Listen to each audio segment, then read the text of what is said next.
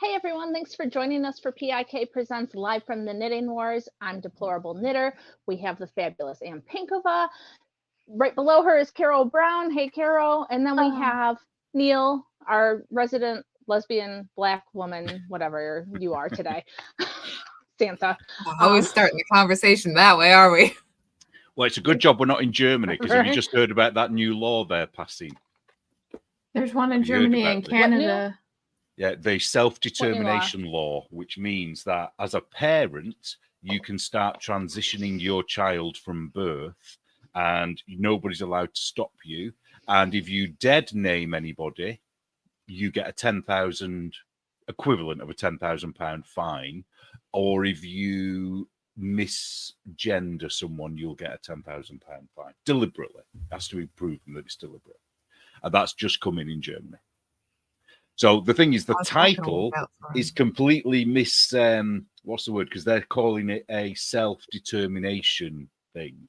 And it's like, well, what newborn baby is self-determined enough to want to change their gender?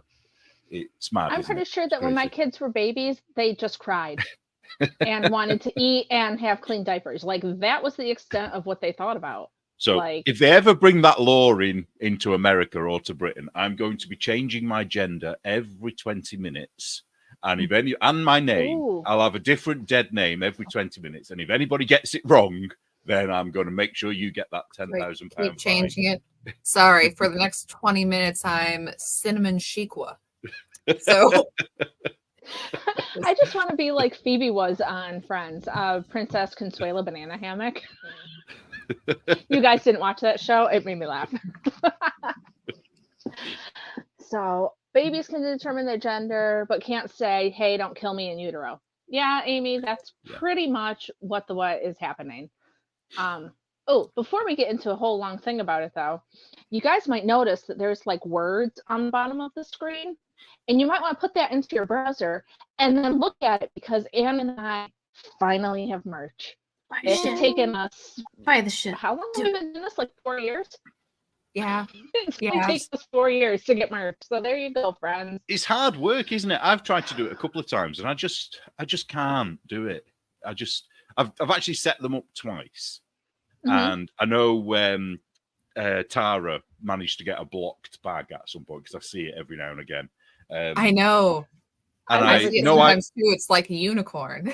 Yeah, I have no idea where it is anymore. I have no idea how to get one or where to go to edit it or anything. I don't even know where to go to get the money for it. I've never seen any money from it, so I don't know. So Tara gave somebody money for your logo, but that's cool. That's fine. So well done on doing I would yours. Totally rock I'm impressed. Bag. Yeah, well, like I said, it's only taken us 4 years. 4 years in June, so just about. Yeah, we have so we have our main politically incorrect knitters logo, and we have shirts and mugs and bags, stickers, I think. But we also have the stickers. Puritanical Knitting Fun Run logo, which it's my favorite thing. And I am also going to do like the Shark Week stuff and all of that. But I was telling these guys before we started, Ann and I were on a business meeting. I was sitting in a Starbucks, like desperately trying to do the stuff on my phone while I was talking to her. So, like a fun and quirky career woman who is doing your work at the Starbucks. Perfect. Fun and quirky queer woman. Or I was held hostage waiting for my kids and I had to go somewhere. I mean, whatever. It's all the same. Sorry, career, not queer, but either way, quirk how you like. Were you talking extra loud so everybody knew you were on a business meeting? I may have been, but it's not on purpose, because when I have both of my headphones in, I have no concept of how loud anything is. So, and they were having an actual real Starbucks meeting next to me with like a manager and some staff and stuff. So I was doing whatever the hell, I didn't care. So there you go. So yeah, Connie's over there getting fired for incorrect pronouns, and you're like, "So we're going to do these stickers." And yeah, I could have. They all had their pins on that like had rainbows and pronouns and stuff, and I. Oh, that's right. We're getting close to that time, aren't we? Yeah. Yeah, it's pretty exciting stuff. You know, the whole Rainbow Brigade.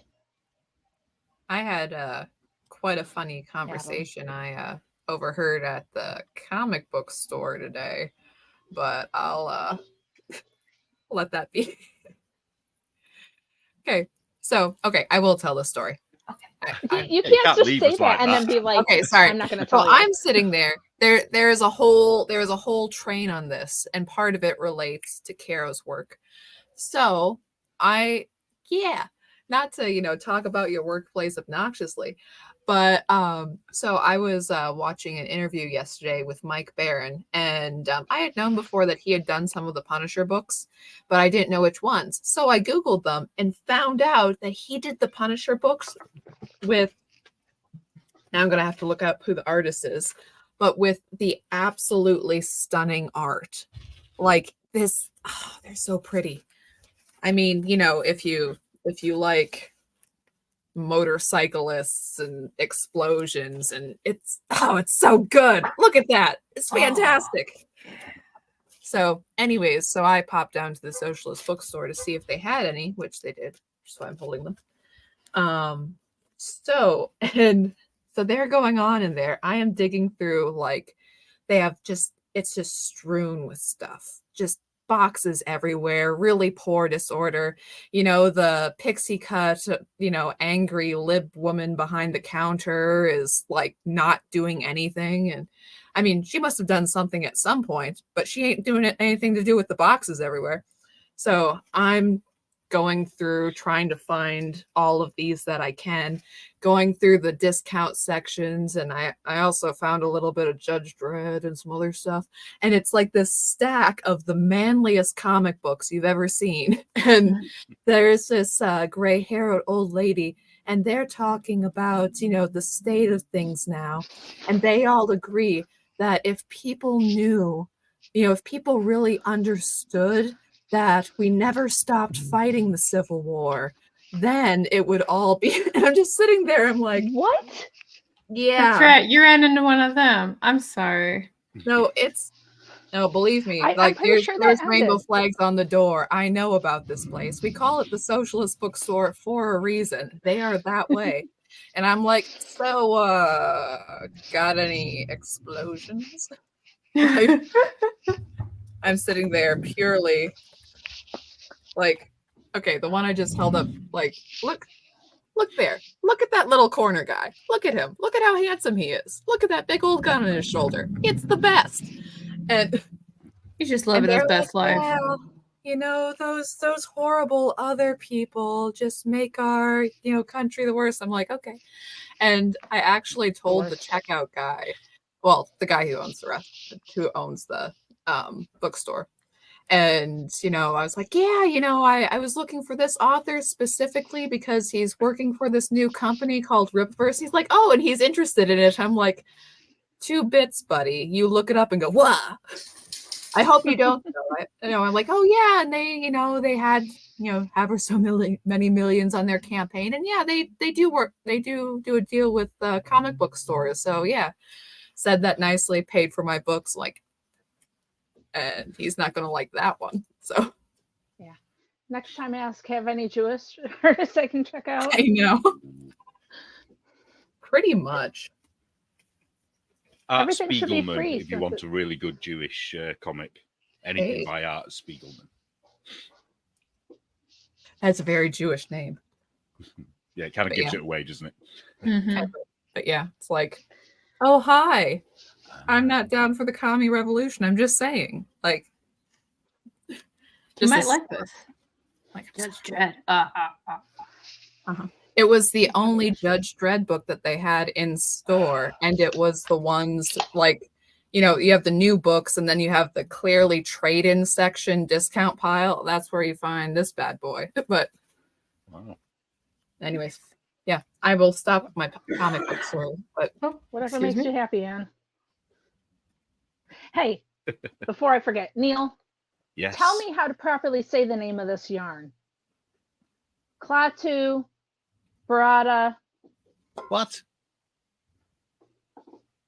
It's this It's this old school robot. I can't even see it.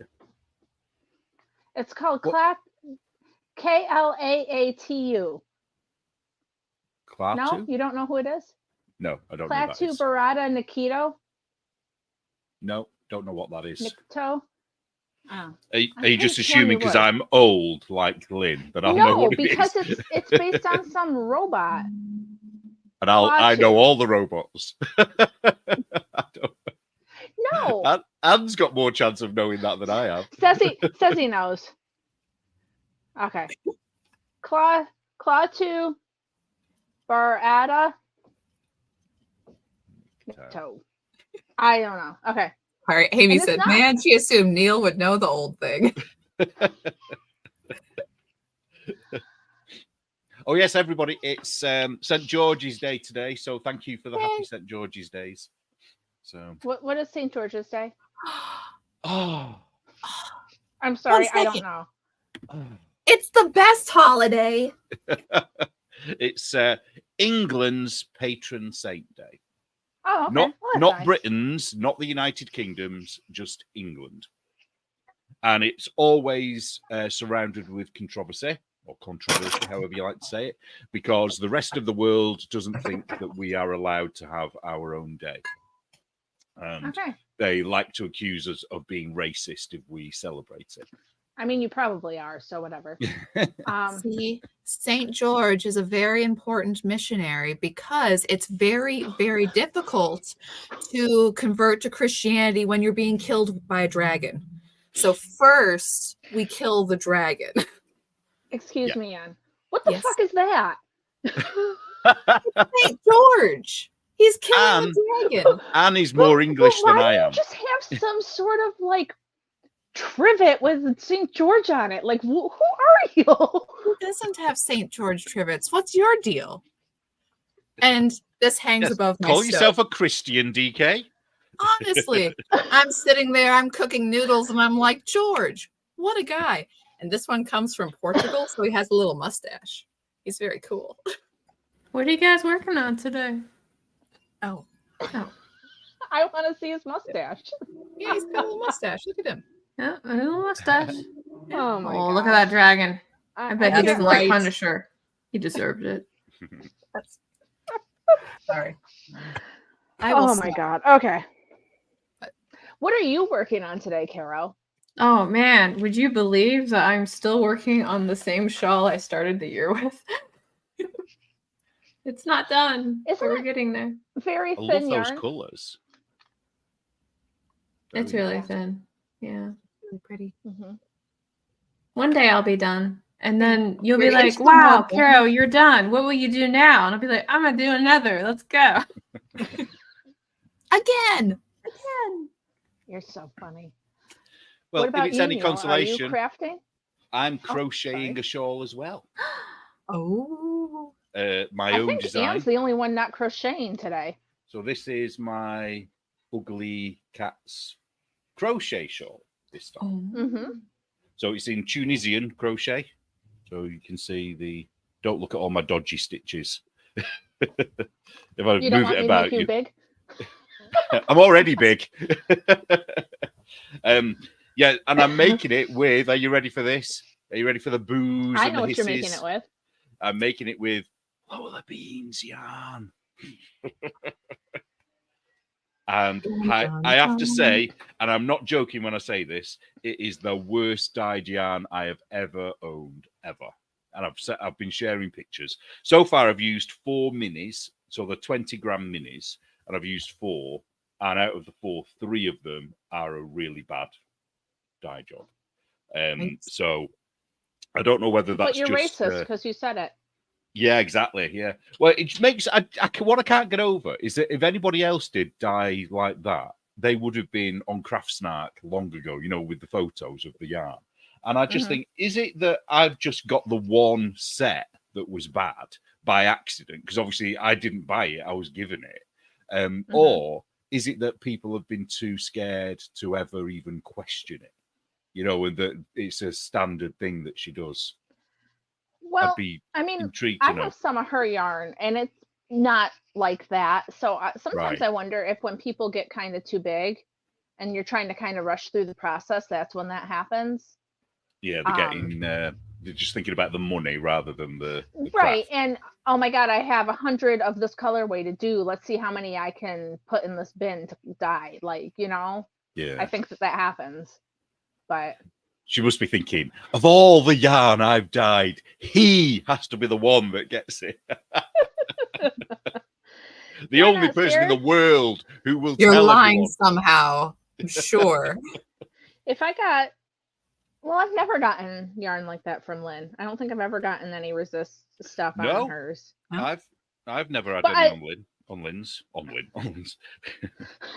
Oh, or I mean, I This is haven't different. bought, you know, vast amounts of hand dyed yarn in my life, but not like that with the little white. And I there's know like what the problem speckles, is. or there's, you know, when I dye patches. personally, I've done that to my yarn because I'm new and I don't know what I'm doing. I tie my That's ties how too I tight know. and it can't get underneath them. That's how I've done it. And on it's more, occasion, I've done it on purpose to yeah, create a look, like a but resist. not Right. yeah. Yeah, Tina's does. She creates that on purpose, doesn't she? She always ties lots of it. But the thing is, it's really common in the minis because the minis tend to be tighter for some reason. You know, those little ties. Yeah. Lynn's yarn is perfect. Thank you, Lynn. Okay. Yeah, but I've done it to my own yarn on accident, but you know, whatever. Whatever. So Neil is crocheting, Caro is crocheting. I am crocheting. Look at guys, this is the front panel of my sweater. Hey, nice. This is the back panel I was working on Saturday. Nice. So Caro, I don't know if you know the story, but I teach crochet at our homeschool co-op, and for the past 2 semesters, we have been making a crochet cardigan in my class, and this coming Friday is the last day of co-op for this year.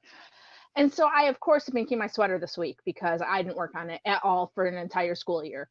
So now I've got to finish it. I've got the front to make, another front, 2 sleeves. I have to put it together. And I have to work tomorrow, so I don't know. I might not be able to do it, but I'm going to really try. So I believe in you.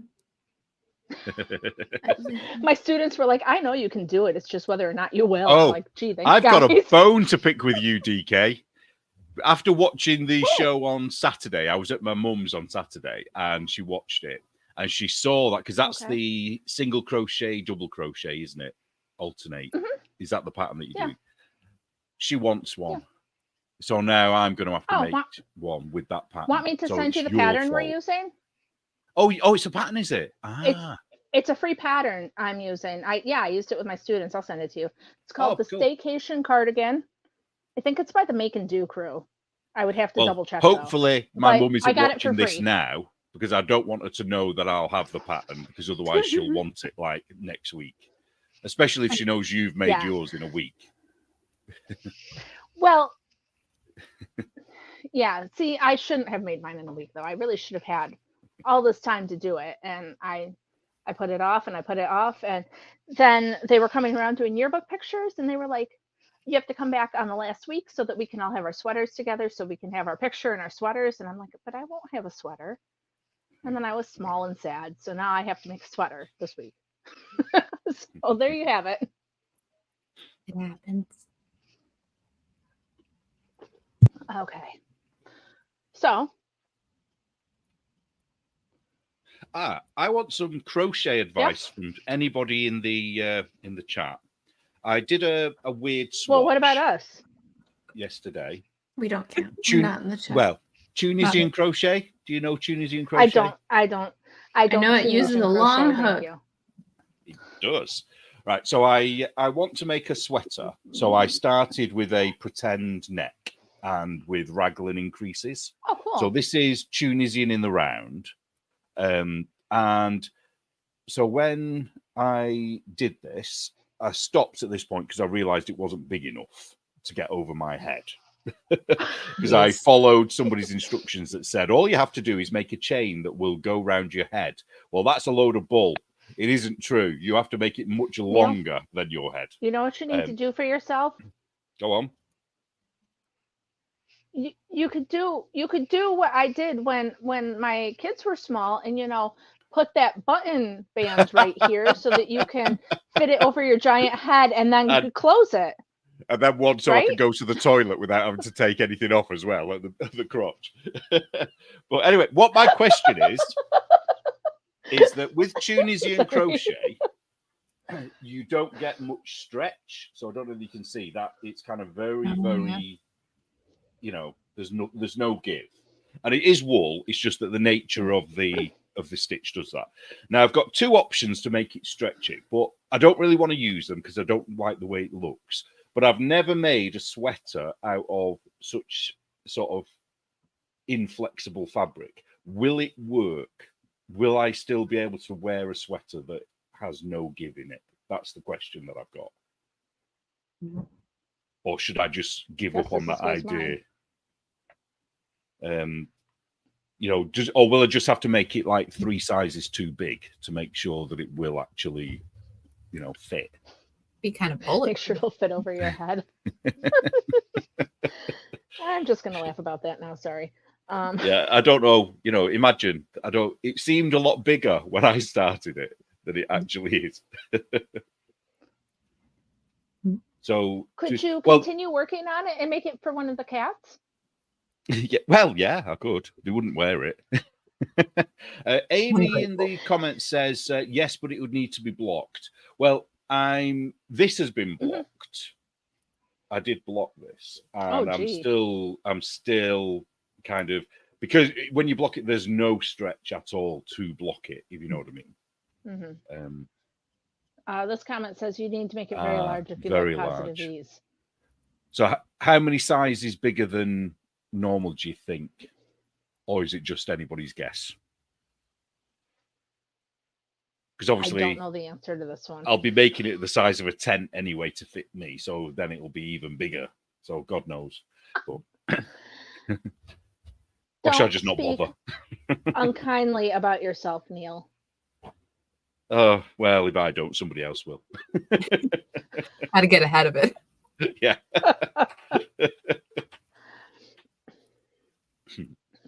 Yeah, I don't know. Oh, somebody saying, swatch, Texas sheep lady. Swatch? What's a swatch? Yeah, I don't know what those things are either. Swatch is disgusting. Your guess is as good as mine. Oh, wait, Anne knows all about them. She'll explain it to you. What? Anne, what are you working on? You've not told us what you're doing yet, have you? Oh, hey, it's the, I forget what it is. It's the Flower Street. Let me look at my notebook. I wrote it down. Yeah, say the name again. Somebody was asking in the comments the other day. I didn't know the answer. Flower Street Wrap. That's what it is. By Sweater Freak. Jenny of Sweater Freak. So, excuse me. Let me just do that. Yeah, it's coming along nicely. It's, ta-da. Oh, that's nice colors. Yeah, thank you. But yeah, so it's what's the stitch that sort of oh god, in between the colored bits? I can't think of the words. Is it the Indian the tactile bit? Yeah, it's the one that crosses over itself.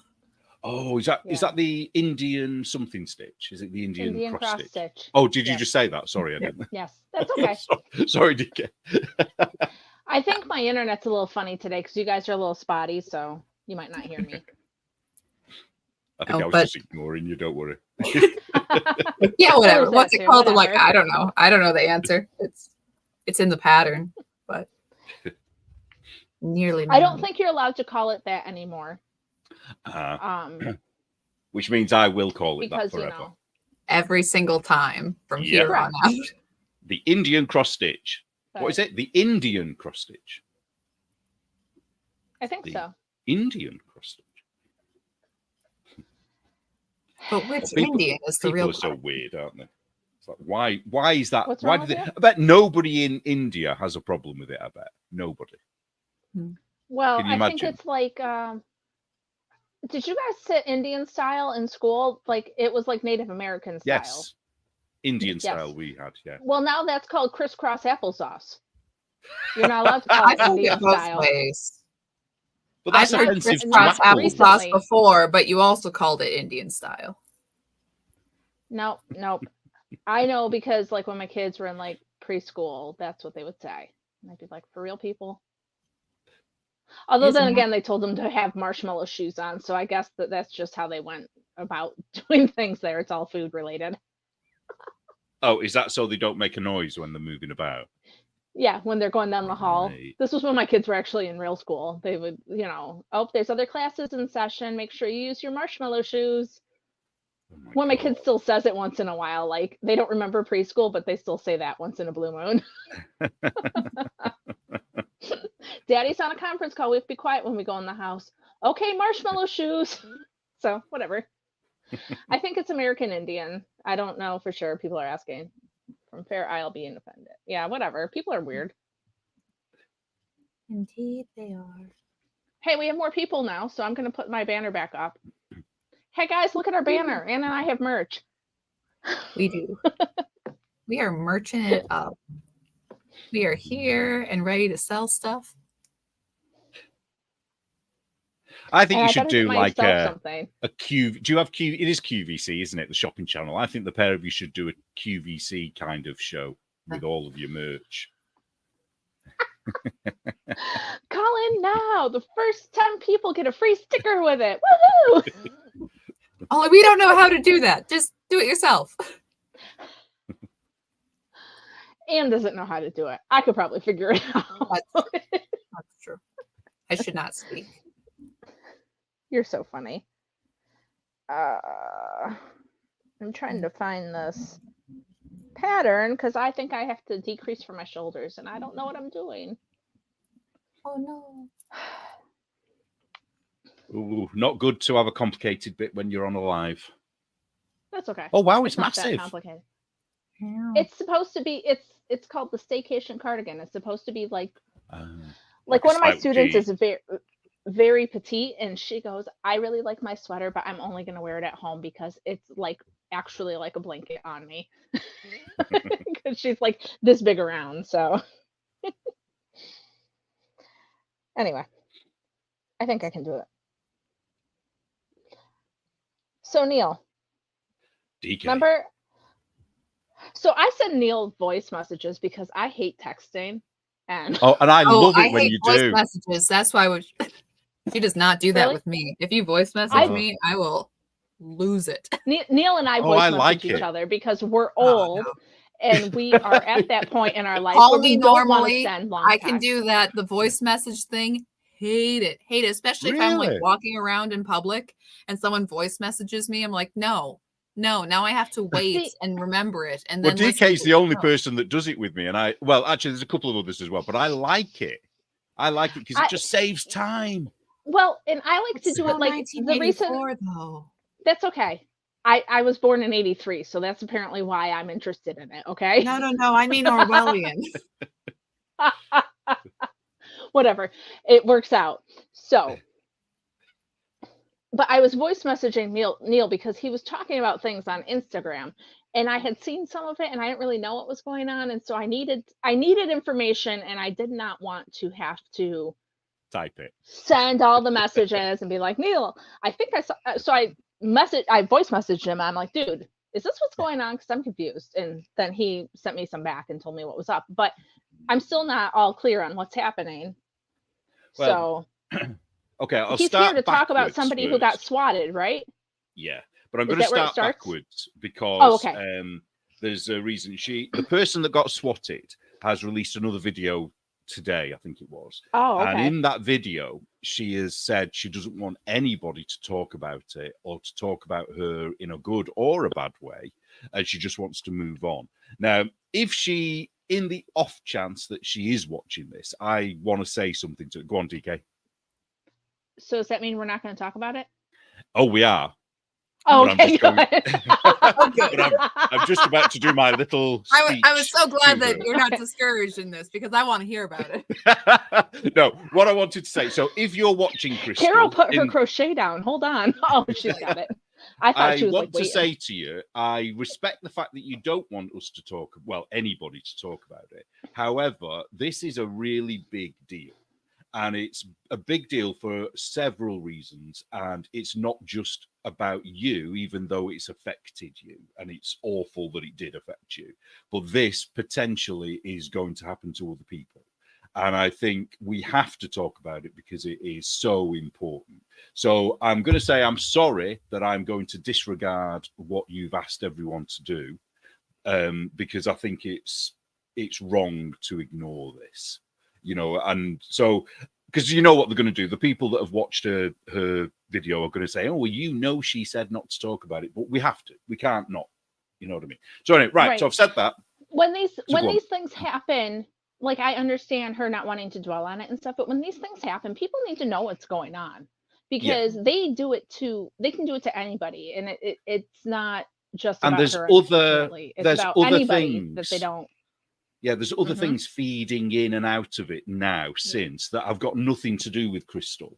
But, because people are using it again, because they're using it against us, which we'll get to shortly, Right. And exactly. Also, that's part of why we can talk about it. Yeah. Right. And also, it's like, okay, I understand you don't want, somebody doesn't want personal stuff or personal-ish. This isn't like a family thing, but, stuff to be dragged around and talked about. But it's like, well, who do you really help by stopping the conversation on something? As long as, the facts are accurate, well, it's the internet. The facts will not always be accurate. Very rarely, in fact, will the facts be accurate. But talking about it, discussing it, just like this would hopefully help the issue and not hurt it. You can't just say, everybody stop talking in the whole internet. Everyone's not going to stop talking just because you ask. Yeah. And it's going to have the opposite effect. You can come out and ask people to like not do it. And, you're going to have individuals be like, well, I'm going to do it anyway. And not like in a way that Neil wants to do, but it's just kind of like, you can't tell me what to do. F you. I mean, look at the Beyonce Super Bowl picture. They keep trying to make that thing disappear and it reappears like magic. I gotta save that one forever. The other aspect about it from her point of view, I think, is that the swatting incident had nothing to do with politics, nothing to do with left or right, nothing to do with any of the knitting or crochet wars that have gone on in the past. It was about her and her stalker. So I kind of get her wanting to keep it out of all of that. But anyway, so what happened was she did a live stream to celebrate getting 1 million subscribers on YouTube, which is amazing. Faster than Dan Bask, yes. Yeah, so it's like, well, congratulations first of all for getting that amount for crochet, and the fact that she's done it without any drama. Well, she has had drama, but she hasn't caused that drama. So all she does is does her crochet tutorials. She talks about yarn, and that's pretty much it. And she sticks to that, and she tries to ignore everything else that's gone on. So I kind of like her. She's not.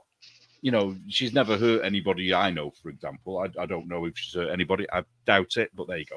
Well, anyway, so while at the end of her celebratory live, the SWAT team turned up. So I didn't see it. I didn't see the live. So I don't know exactly what happened, but I think they initially went to her other house. So for people who are wondering who it is, it's Crystal from Bag O Day. That's the name of her channel, Bag O Day. And she's a nice lady. It's her video that taught me how to do this stitch. Right. Yeah.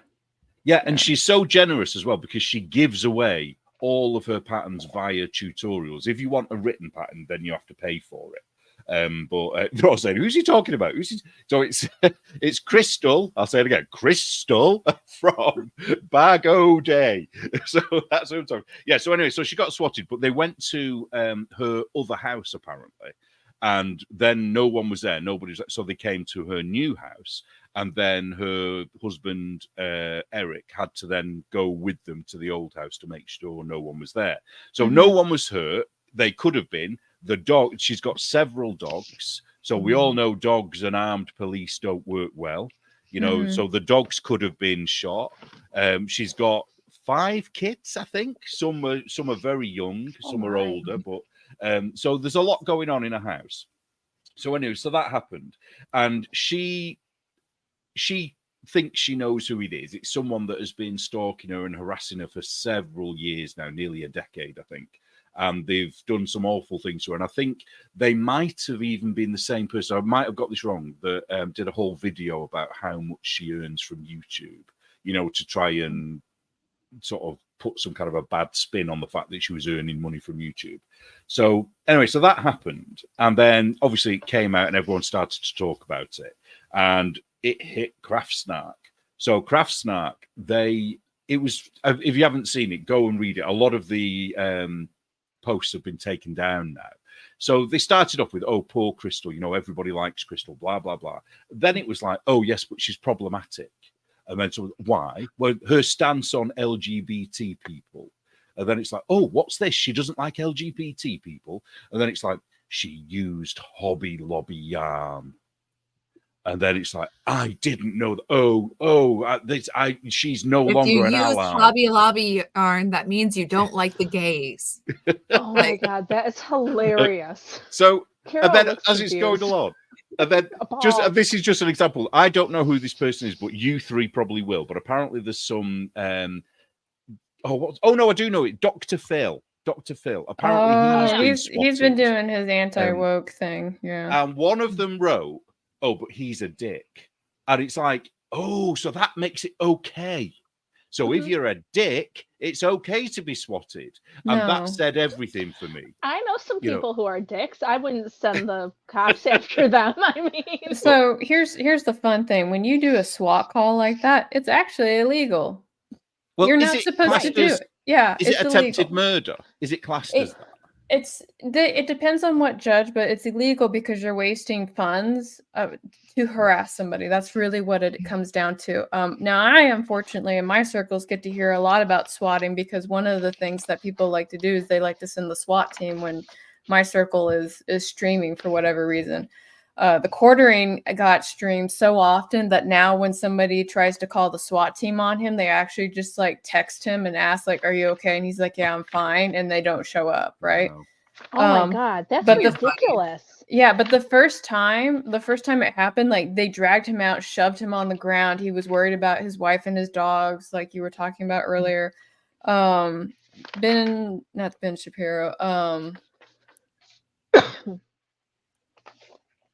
I forgot his name. But there's another guy, he's a podcaster, and he kept getting swatted to the point where he would be in the middle of the show and he would have to get up and leave because the SWAT team was there. And then he's on the same thing now where it's like, now when they get the call, they're kind of like, are you okay? Like, are we showing up? Like, what are we doing? Yeah. And I don't know if he was the one you're thinking of, but Tim Pool's been swatted a lot. Tim Pool, that's it. I'm sorry. I'm kind of like, it's not Ben, is it? It's somebody else who says the world is ending. That's how I think of it, right? Tim Cast, okay Cast. Yeah, that guy, yeah. Got there. But yeah, no, it's actually a crime. It is harassment. It's not okay. And, you do run the risk of, you don't know like how, like what crew is coming in, like and what state it is. Cause in some states it is 100%. Like you see a dog, you're not sure about it, shoot it, ask questions later. Right. Yeah. Yeah, no, that's well, so what, and just because she goes to Hobby Lobby. Well, I don't think it was swatted because she goes to Hobby Lobby, but people have a lack of sympathy for her being swatted because she goes to Hobby Lobby. Yeah, no, that's still getting this face. Yeah. But the thing that Craftsnark did was immediately, and I was waiting for it, I knew it would happen, that without mentioning our names, we were dragged into it by saying, oh, because we're these far right loonies. That's what they think we are, the religious loonies, even though I'm an atheist. And they're saying, they're trying Lord to told me to call the cop. What? But they're clearly trying to say that we would do that or we've done that. They're saying that we've doxed people. Well, I can only speak for myself. I know I have never doxed anyone. I've been doxed several times, and I know DK has been doxed several times because we had a whole thing about that, didn't we? And that pisses me off because the only people that I've had any bad experience of doing anything in that realm, at all, are from the lefty knitters that are, the anti-racist idiots, And unlike them, Neil and I have screenshots. If we chose to share them, we could. It's just that we've decided not to. But hey, whatever. Well, it's difficult to show evidence, isn't it? Because then you're showing your address. Then you're going to dox your own self. Well, I had one exactly. who, I mean, I don't mind sharing this. I had one that actually later we can talk about how cool our social security numbers are. We can. Actually, I was just about to say what one of mine used, but I can't. I've just realized I can't say it. But yeah, they're very clever how they do it as well. You know, so people don't necessarily know. So put it this way, the person that doxed DK, I didn't know that person had doxed DK until DK mentioned it. Until he told me about it. And yeah. Oh my God, yeah. You know, because then, you know, it's very, very insidious how they do it. And yeah, so what's happening now? And I think this is possibly what Crystal is angry about in terms of people talking about it, is that now it's a left v right thing. And it never was that in the first place. You know, and I'm just waiting for somebody to try and say that it was me that did it. You know what I mean? I'm waiting for it because and the thing is, with me being in the UK, that it'd be very difficult for someone like me to try and do it because I would literally have to ring. What would I have to ring? I don't know. How would you get through to 911 from England?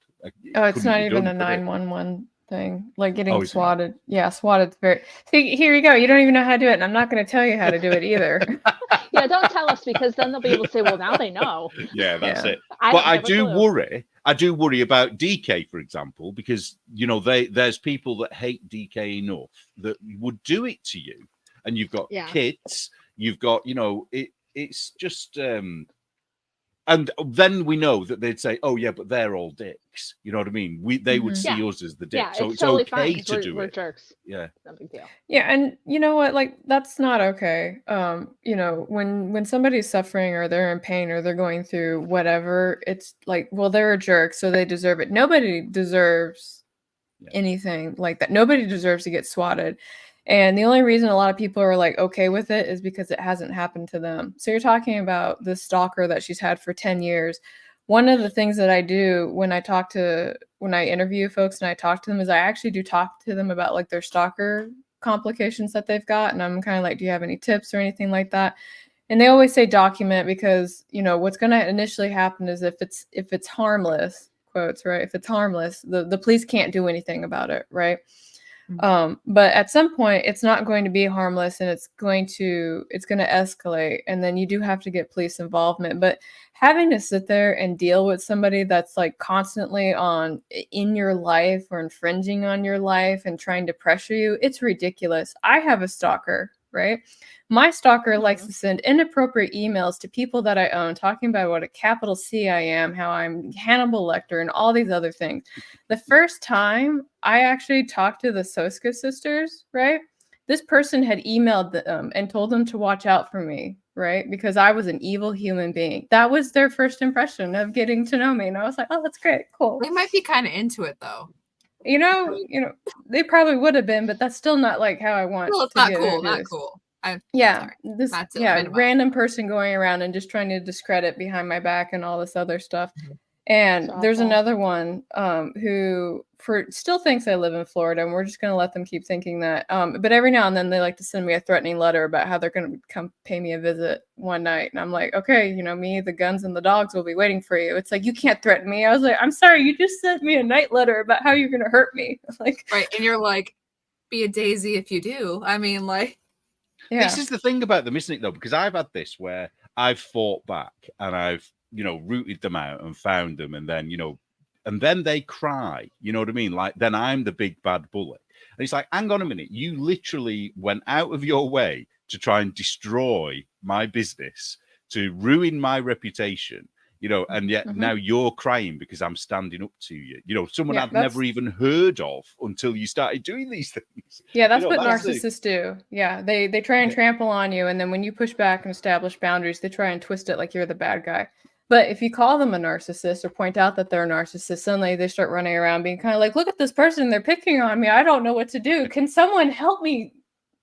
Help. Yeah, because I've been called, the Brit bully boy. And it makes me laugh because it's just like, I'm an individual, one old man. I'm exaggerating on that, but I'm old. One old man in the UK and all of the American knitting world is afraid of me. It's like, what the F? Try not to swear. Sorry, and I don't mean to get carried away. This is like hitting a bone with me because this kind of shit like that. Yeah. I'm gonna be good now. No, but it's funny because you were just talking about how you call them a narcissist, and they talk about how they're so oppressed and they're so reminds me of Monty Python. No, but this whole nonsense, like the one woman is like, well, I've been getting weird phone calls and I think I know who it is. And I'm like, who is this person? Because she's implying that it's somebody in our group. And I'm like, but none of us have ever talked about her. So I'm glad you think that highly of yourself. Like, come on. Oh, this is Viscountess Asbo. Now, that's the lady who said that. And that's the funny thing about her is that she's anonymous. And it's like, right, well, how is somebody giving you phone calls, from us, because you're anonymous. None of us know who you are, so. And I didn't know her name until Neil posted about it. And I'm like, oh, shit. She's implying that we're involved, right? And he's like, yep. Yeah. Reminds me of a quote from... I just like to picture, like, all of you, like, in a dark room with the cowls on and you're sitting there with, like, knitting and be like, how do we destroy them today? It's like, oh, we'll send them a text message. Have you been spying on us, Caro? That's exactly what we do. Oh, man. I usually have a candle right here on my dresser. I was looking for it because I just want to, with my candle, my hood. How does Caro know about the secret meetings? I mean, she's invited by, so I was an inconvenient time for her. She hasn't come for a while. Like Dr. No. Oh, my good Lord, people. You do realize that is now going to go into internet, law. That is actually what is going to that's what we do now. Yeah. I'm going to commission someone to do this. You're going to be petting the cat, and there'll be the candle, and like all of you will be knitting, be like, today we will text message them, and it'll be the end. Twisting our mustaches like Dick Dastardly. Neil, I think I know what one of the next comics you're going to draw for the magazine is going to be. Yes, I need to. I have an idea for the heroes issue. So if there isn't a good photo sent in, then I will do a drawing for that one. I think we could have our evil Spock versions. The good guys and the bad versions of us. I don't know what that is. Because you haven't watched your Star Trek DVDs. No, I haven't. Because you know why? We haven't watched them because my husband is currently working his way through all of Dragon Ball with the children. All of them. That's all they've done for like over a month. So. Nice. Are you going to let her off with that, Anne? No, we'll get to it. Dragon Ball is fine. I was never into Dragon Ball, but it's important to, relate to your Hispanic neighbors. You need some Dragon Ball. I have never seen anything to do with Dragon Ball. It's okay. I've seen it enough that it counts for you too. I got you. I don't know what it has to do with Hispanic neighbors, though. No. I'm confused. This, of all the stereotypical anime things, we don't know why. We don't understand. But generally, if you're Black, you watch Naruto. And if you're Mexican, you watch Dragon Ball. We don't know. It's just...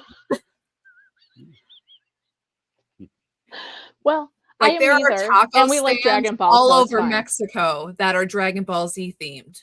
Like, really? We don't know why, but we have to understand the things that make us different and yet the same. Amazing. So many wonderful, enlightening facts today. What were we talking about? Swatting. Illuminati.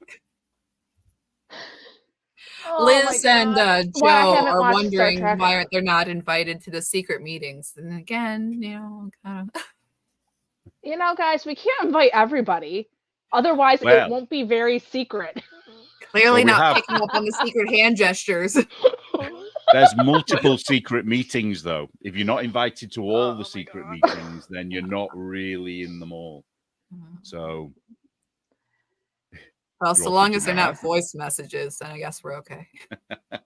Dude, all our secret meetings are going to be done by voice message now. So,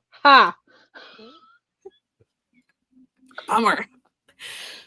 I'm just like I I can see it now, like a wall of voice messages in my chat going like, that's nice. Guess I'll never know. Why won't you play voice? I don't understand why you don't like them. They're just so much easier. There's a service on your phone that will just transcribe the voice messages. You know that, right? You just have to turn it on. Do you know there's a better service? It's called Your Ears, and you just listen, and then your brain will translate it into the language you understand. Hopefully. And I'm surprised. I always have my headphones on, so I can just pop them in and listen. Nobody else can hear it. It's a secret. See, that's why I thought Anne would prefer them, with being, using papyrus and, quills and all that, and not having any internet, well, not internet, but Excel spreadsheets and ignoring all of that stuff. Don't like any of that. Yeah. No, I don't like technology. I'm very anti-technology. While I'm on technology right now, I was about to say there's layers to that. I like things to be on paper. I like physical copies of things. I like to hold it in my hand. I do not like extra steps. And I don't like listening to voice messages. That's my speech. So I need to know. Yes. Do you hate it that I call you all the time? No. Or have you just decided that I'm so many years older than you and it's just part of life of us being together? No. Calling is fine. Calling is fine. But if this is where calling, I can interact and, talk back to you and everything's great. Like if you send me a text message and it's like a mile long, I can skim that. I can't skim a voice message. Okay. I know what the issue is. She can't get a word in edgeways when it's a voice message. That's what the issue is. True. That's true. I must have my part in this conversation. This is actually how we're going to start doing the messages for our secret meetings now. So everybody, the poor one that's got to fly all the way over the Atlantic. God. Maybe it'll be smart and like hop on a boat or something and like take breaks. I don't know. We're only doing carrier pigeons and vintage postcards and very small packages. We can't send postcards. Everybody can read a postcard. How's that supposed to be a secret? You just write code on it. That's all you do. Code like, wish you were here. And in my one kid is taking a letter writing class, and so they sent each other secret messages. And so what you do is you write the message in water and baking soda, and then I'll give you guys the thing that you use to decode it later. And then we can send secret messages all around. Yeah. Joe says, not going to knit them or crochet I get the them? knight on horseback with a scroll. I'm like, thanks, bro. And he's like, okay. Don't try to. See, we just have calls at work. Like we just call each other. It's like, hey, can you look at this? Like, oh yeah, sure. And then we do like a screen share and we like look at spreadsheets and send emails. Have you tried an email? That sounds cozy. I was just going to say, there's an amazing thing called email that's been invented. I'm for email. I like email. You can even send voicemails on email. You can. Too far. What? Absolutely not. It's bad enough that we get voice messages through text. There's a service for that. It's the phone service. And you can do it on Telegram as well. Email?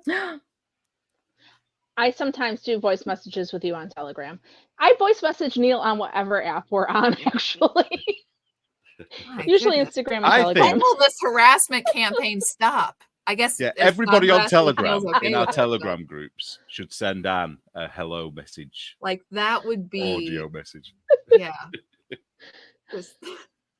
Thinking of you. Oh, yeah. Oh, thanks. Oh my God. You're right. I am messing up my decreases because I'm talking. Yeah. Liz says we're taking all the fun out of the Illuminati. No, we're making it enticing. Don't you want to join us and be evil? We should set up the knitting Illuminati, shouldn't we? The knit and crochet, because like even Marvel Comics, they have their own Illuminati now, don't they? The Iron Man and Professor X and whoever else. I don't know about them having their own Illuminati. I'm not. So we should have one. See, I wanted to be the international conspiracy of knitters, but that, just spells ick. So.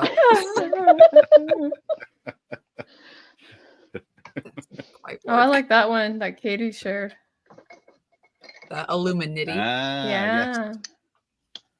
Does that exclude the crocheters, though? We don't want to upset the crocheters. We'll invite ourselves. We'll hook ourselves into any conversation. We don't care.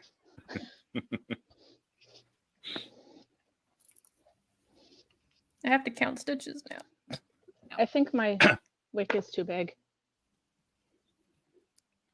Oh, perfect. I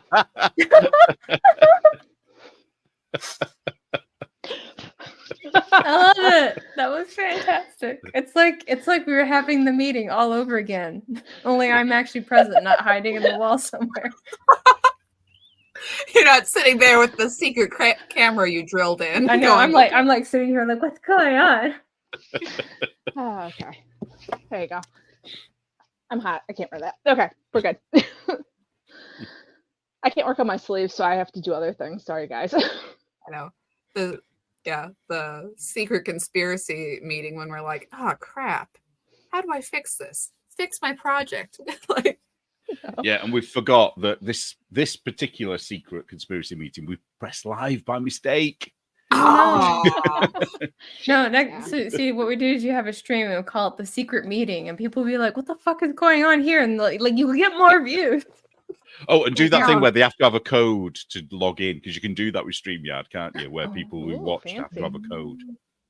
We'll be the Illuminatis. Yeah. I'm surprised Adam must have gone, because Adam would have come up with something for that, wouldn't he? Oh yeah, for sure. He must be like busy or something. The collaborative organization. The cock. We'll get shirts. It'll be great. I'm into this. I think that's what needs to happen. Because they're gonna call us dicks anyway. Have merch. So we can just right. I can see that being one of those shirts that's black with the white writing on it. The 4 rows. This is going to be a feature in the magazine from now on. I think we're going to have something with a secret code in it. And I'm going to be really cruel. Or Ovaltine. Only the patrons get the code breaker. How's that for?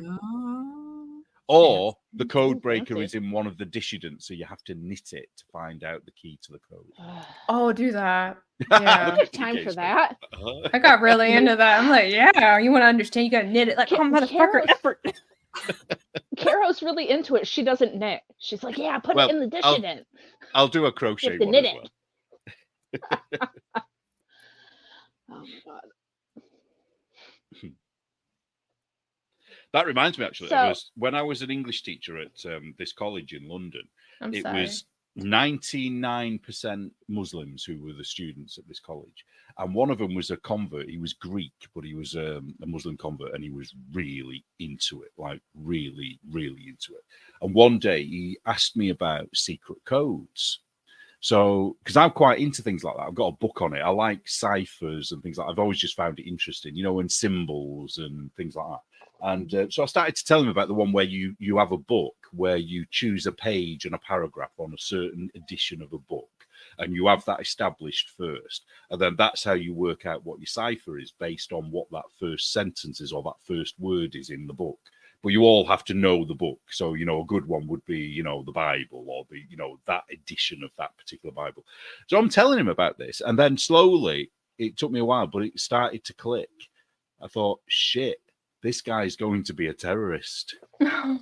And he's learning, I'm teaching him how to do secret codes, that are unbreakable, basically. And ever since, I keep thinking, I'm going to see him. He's going to be on the news one day, and it'll be my fault. It'll all get, thinking back down to me. Well, they also use that in Red Dragon, the first Hannibal Lecter book, because when they were speaking back and forth to each other, they were using a cookbook. Ah, yeah. Right. So we could use a knitting or a crochet tricky. book, you see. Yeah. You know. And K2 could be whatever, you know, or SC1. Well, they didn't allow, you couldn't send knitting patterns internationally during World War II because they're like, no, you're going to put codes in it. Yeah. And they couldn't be bothered employing somebody to work out whether the patterns would have a coding or not, you know, because I'm sure you could if you know. I can't make this go away. Time. I mean, we were doing it with quilts. Were they? Yeah. Codes in quilts? Yeah, so I know that. For the Underground Railroad, one of the things that would happen is if you were a safe house, they would put like a quilt out in front to dry, but it would have a certain pattern on it. So if it had that pattern meant you could go into the barn. Cool. So. Or it would have another one saying it's not safe for the people if. Mm-hmm. But what if just some random house has a quilt with that pattern out in front of it? They would get a surprise. I mean, in the barn. Oh man. Yeah, my one of my great uncles, he was really big into collecting quilts, and like there's a lot more into quilts than I realized, and yeah, they like it was one of the things where like every wall, instead of there being like paintings or decor or anything like that, was just like mounted quilts everywhere. He was really into it. Wow. Yeah.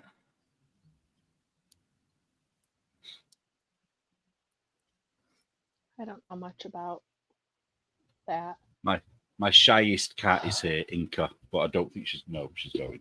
You won't get a chance to see her, I'm afraid. Oh. Playing hard to get. No, she realized. Go on. She realizes what?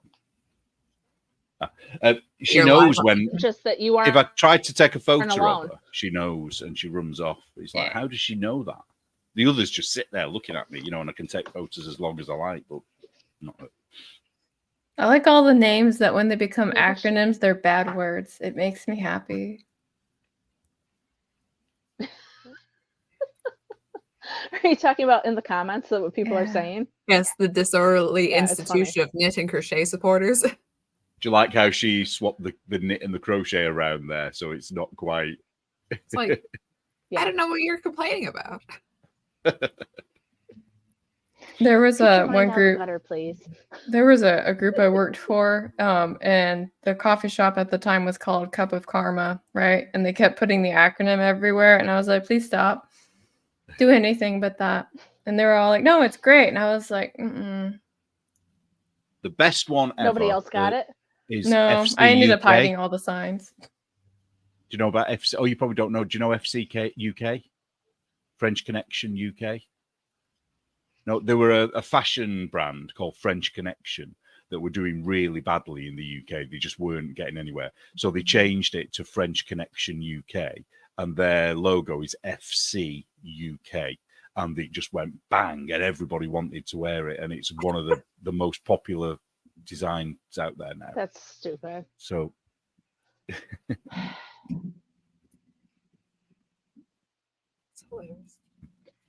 I'm excited about secret codes. I was making Cezzy more intelligent than she is, wasn't I? There, she said it was an accident. She got the crochet and knit the wrong way around. I have 3 ugly cats. Neil? 3 for my sins. Horrible, ugly cats. Well, they're awful. So, my internet's being really funny. I'm sorry. It's not good enough. You have to sit in your discomfort. I am sitting in my discomfort. It's really hard to follow the conversation. It keeps going out.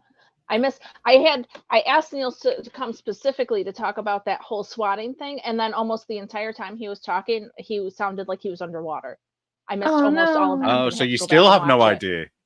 I still don't know what's happening. I feel like I don't understand what happened. There's no resolution. That's okay.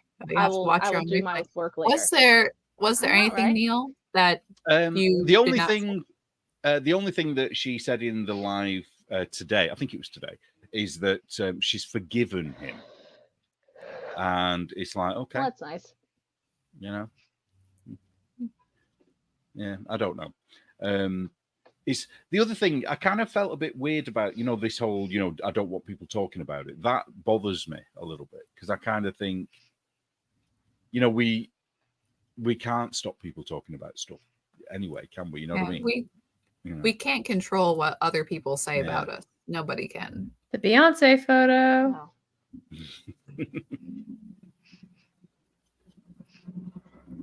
What? Well, I think she just might not. I think it has to do with like the intentions of why it's being discussed, right?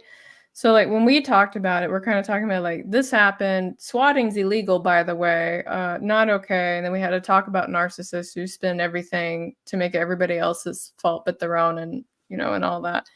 But I think some people, when they want to talk about it, they're going to do it like in a drama channel kind of way because they're trying to get like commentary and views and clicks and stuff like that. Right. I have a suspicion that might be the avoidance motivation there a little bit. Well, one of the craft snarkers, well, the same craft snarker, I think. No, was it the same one? I forget. Tried to even use it, go against, is it the Second Amendment where you're allowed to bear arms? It's right, that's second, isn't it? Mm-hmm. Is that right? Yeah, that's why we call ourselves Second Amenders. Yeah. Yeah, so that was like an attack on that. So basically saying, if it wasn't, for that, then it couldn't have happened. And this person was a British person. And it's like, well, you're being a bit stupid because it can happen here too, because we do have an armed division of our police. Not all of our police are armed. But if I rang up the police and said there's somebody in my house with a gun, theoretically, the armed response unit should come. They probably wouldn't, because it's not like that. You have to say you've misused somebody's pronoun and then they'll turn up. But, it could happen here. And it's like silly to say that it's about, because pretty much every police force in the world has an armed division, whether they, have that armed thing, armed rights of the citizens or not. I've talked myself into a corner now. I don't know where I was going with that. But anyway, we were kind of talking about why some people want to talk about it and why they don't want to talk about it. Is it this? I think that might be the same side of the same. Sorry, the opposite side of the same coin. It's a little bit of controlling what people say about you, isn't it? So they want to be talked about, probably, but they want to be talked about in a certain way. But I don't know. I don't know if she wants to be. I mean, I like knowing her as the lady that does crochet videos. I don't think she wants to be, her defining moment to be the crocheting lady that got swatted, Yeah. She doesn't want to think about it and doesn't want to be tagged in any post. And I get that part of it. Like, that makes that's a different kind of harassment. Yeah. It's useful to talk about and it's useful to understand why things happen. And I mean, like, sometimes we'll be like, ooh, drama, but we don't like try to capitalize on drama to get views. We talk about what's going on in the world and how it applies to like people in our group. And, it's like, this is good common knowledge. Like, I don't know that much about it. It's helpful to know stuff, Oh yeah. Well, I'm happy she's safe, and that it didn't escalate or anything bad happened. Like that's a blessing in itself. Yeah. Well, and this is the other reason why I think we have to talk about it, because at some point there's a possibility that a knitter or a crocheter could be killed. You know what I mean? If this becomes a trend, which it could, now that idea is out there, which I suppose we are now guilty of talking about it. Therefore, people could get the idea from us talking about it. But, that's out there now. So it's a possibility that it will happen. Well, and like the repercussions for doing that is big because they will find you. Like the guy who initially started like harassing the quartering, he's in jail right now. Right. Oh. And the same thing with Tim Pool and all that stuff. And not that I want to talk about work, but we have like our own set of harassers that they're in jail too, or they have warrants after them, right? Because the level of what they do like reached a point where the law was like, oh yeah, we have to bring them in. And the only reason 2 of them haven't been arrested is because it's not the jurisdiction, but it's definitely like, you know, they so much as like look in this general direction, then we're going to bring them in kind of thing. Well, I contacted the police over one of my stalkers because what was the final straw for me was when they involved somebody's family that is, you know, connected to the magazine, and they were attacking them, and they were talking about their private life and things like that. And that person has nothing to do with me. I don't even know that person. I know the mother of that person, but I don't know, you know. And I thought, this is getting out of hand now. And it was getting dangerous. So I contacted the police. And the thing about here is that if that person is British and is in this country, they did actually commit 2 crimes. And the police turned around to me and said, if we knew who it was, they would be called in. You know, because the potential prison sentence is actually 5 years for what they've been doing. You know, things like sharing addresses and things like that, because it's all based on this our draconian. So the thing is, because it's like, I don't agree with that particular law, but I'll damn well use it if, you know, it helps get the people that have been doing what they've been doing. You know what I mean? It's like, I don't, you know, I believe in freedom of speech and things like that, but I don't believe in, you know, exposing people's private lives. You know, you know, I don't know. I can't think. And like what they did to you, DK, that all of those things, I thought, this is getting too far now. Because several of my friends were contacted, their employers were contacted and things like that. And it's like, well, they've got nothing to do with this. Your beef is with me. You know, keep it with me. Don't be going round, you know, trying to hurt other people that are completely uninvolved in this. Yeah. Yeah, but so the thing about that, 100% correct. That's the first thing. You're 100% correct on all of that, and you're talking about it from a logical standpoint. But you're talking about logic to a group of people who don't think logically, right? Yeah, that's true. So that's where you run into the conundrum, because to a lot of these individuals, they're mentally ill, right? They're deranged. They have their own version of reality that they live in. And when you come in and you try and challenge them, they'll be like, no, it's not like that. You know, she really loves me. And she's just doing this because she really wants my attention. And, you know I sent her 5 messages yesterday and she didn't respond to me, but, you know, we have something special. Right. And that shit is scary. And trying to and the really scary thing is that, when you run into like one of those type of people who's socially charming, they're really good at getting everybody to turn on you and being, you know, defenseless or harmless, or somehow even convincing you that you are the person that was wrong, and you walk out being almost semi-controlled by that person, because that's really what they want to do. They want to frighten you and they want to control you, right? And I know a lot about that because when I was in the military, the first thing that they drilled into me, because I joined after 9/11, is they said terrorists don't change what we do, right?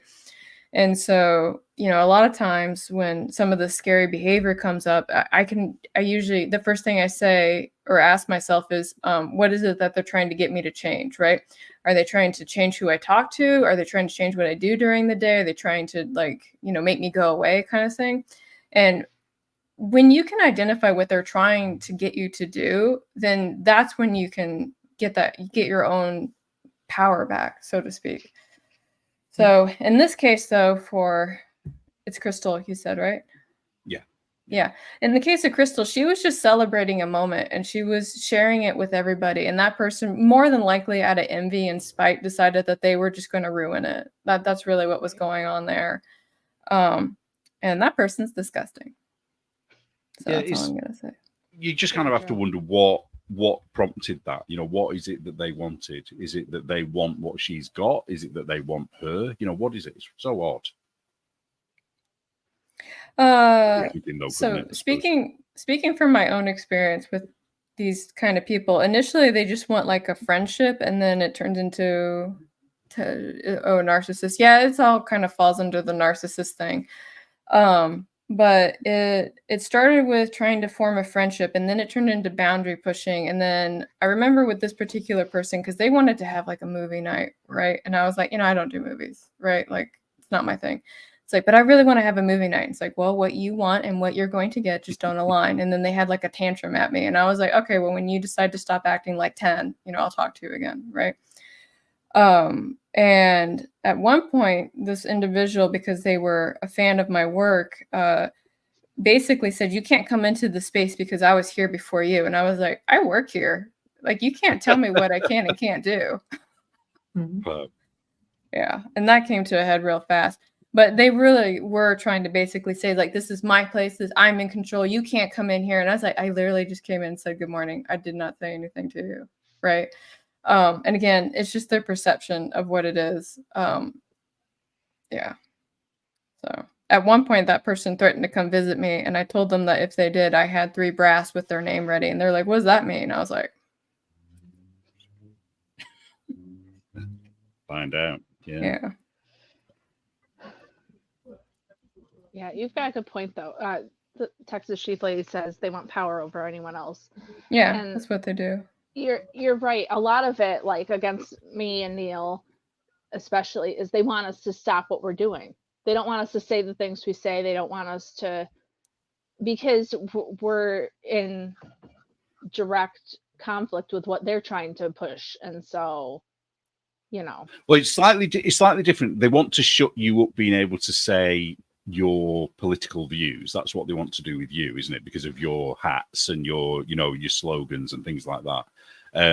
Because that was how it started with you, wasn't it? It was literally because of who you supported at the time. So that, I think, is even worse, because that's like, why are they so threatened by your political views? You know what I mean? It's kind of like, why shouldn't you be able to have those views? Whereas I kind of understand why they don't like me, because it's like, I'm putting stuff out there that they don't like, and they know, and the issue is they know it's true, which is why I've never been sued, because why not sue me if it's not true, and they, I don't know. I'm sorry, I'm really tired today, so I'm just waffling now, when words are just coming out of your mouth. But you're right. And they started against me, Neil, because they didn't like who I was supporting, but then I didn't fall into line like most people do. Usually they bring the shit, and then people get scared and they apologize and they run away. And I doubled down as opposed to doing that. And I got friends like you who doubled down, and Anne, and now we're all just out here being like, hey, whatever. And now we're immovable. So, I know, right? Don't care what That's just so wild to me. Like, I have friends that are like from all spectrums, right?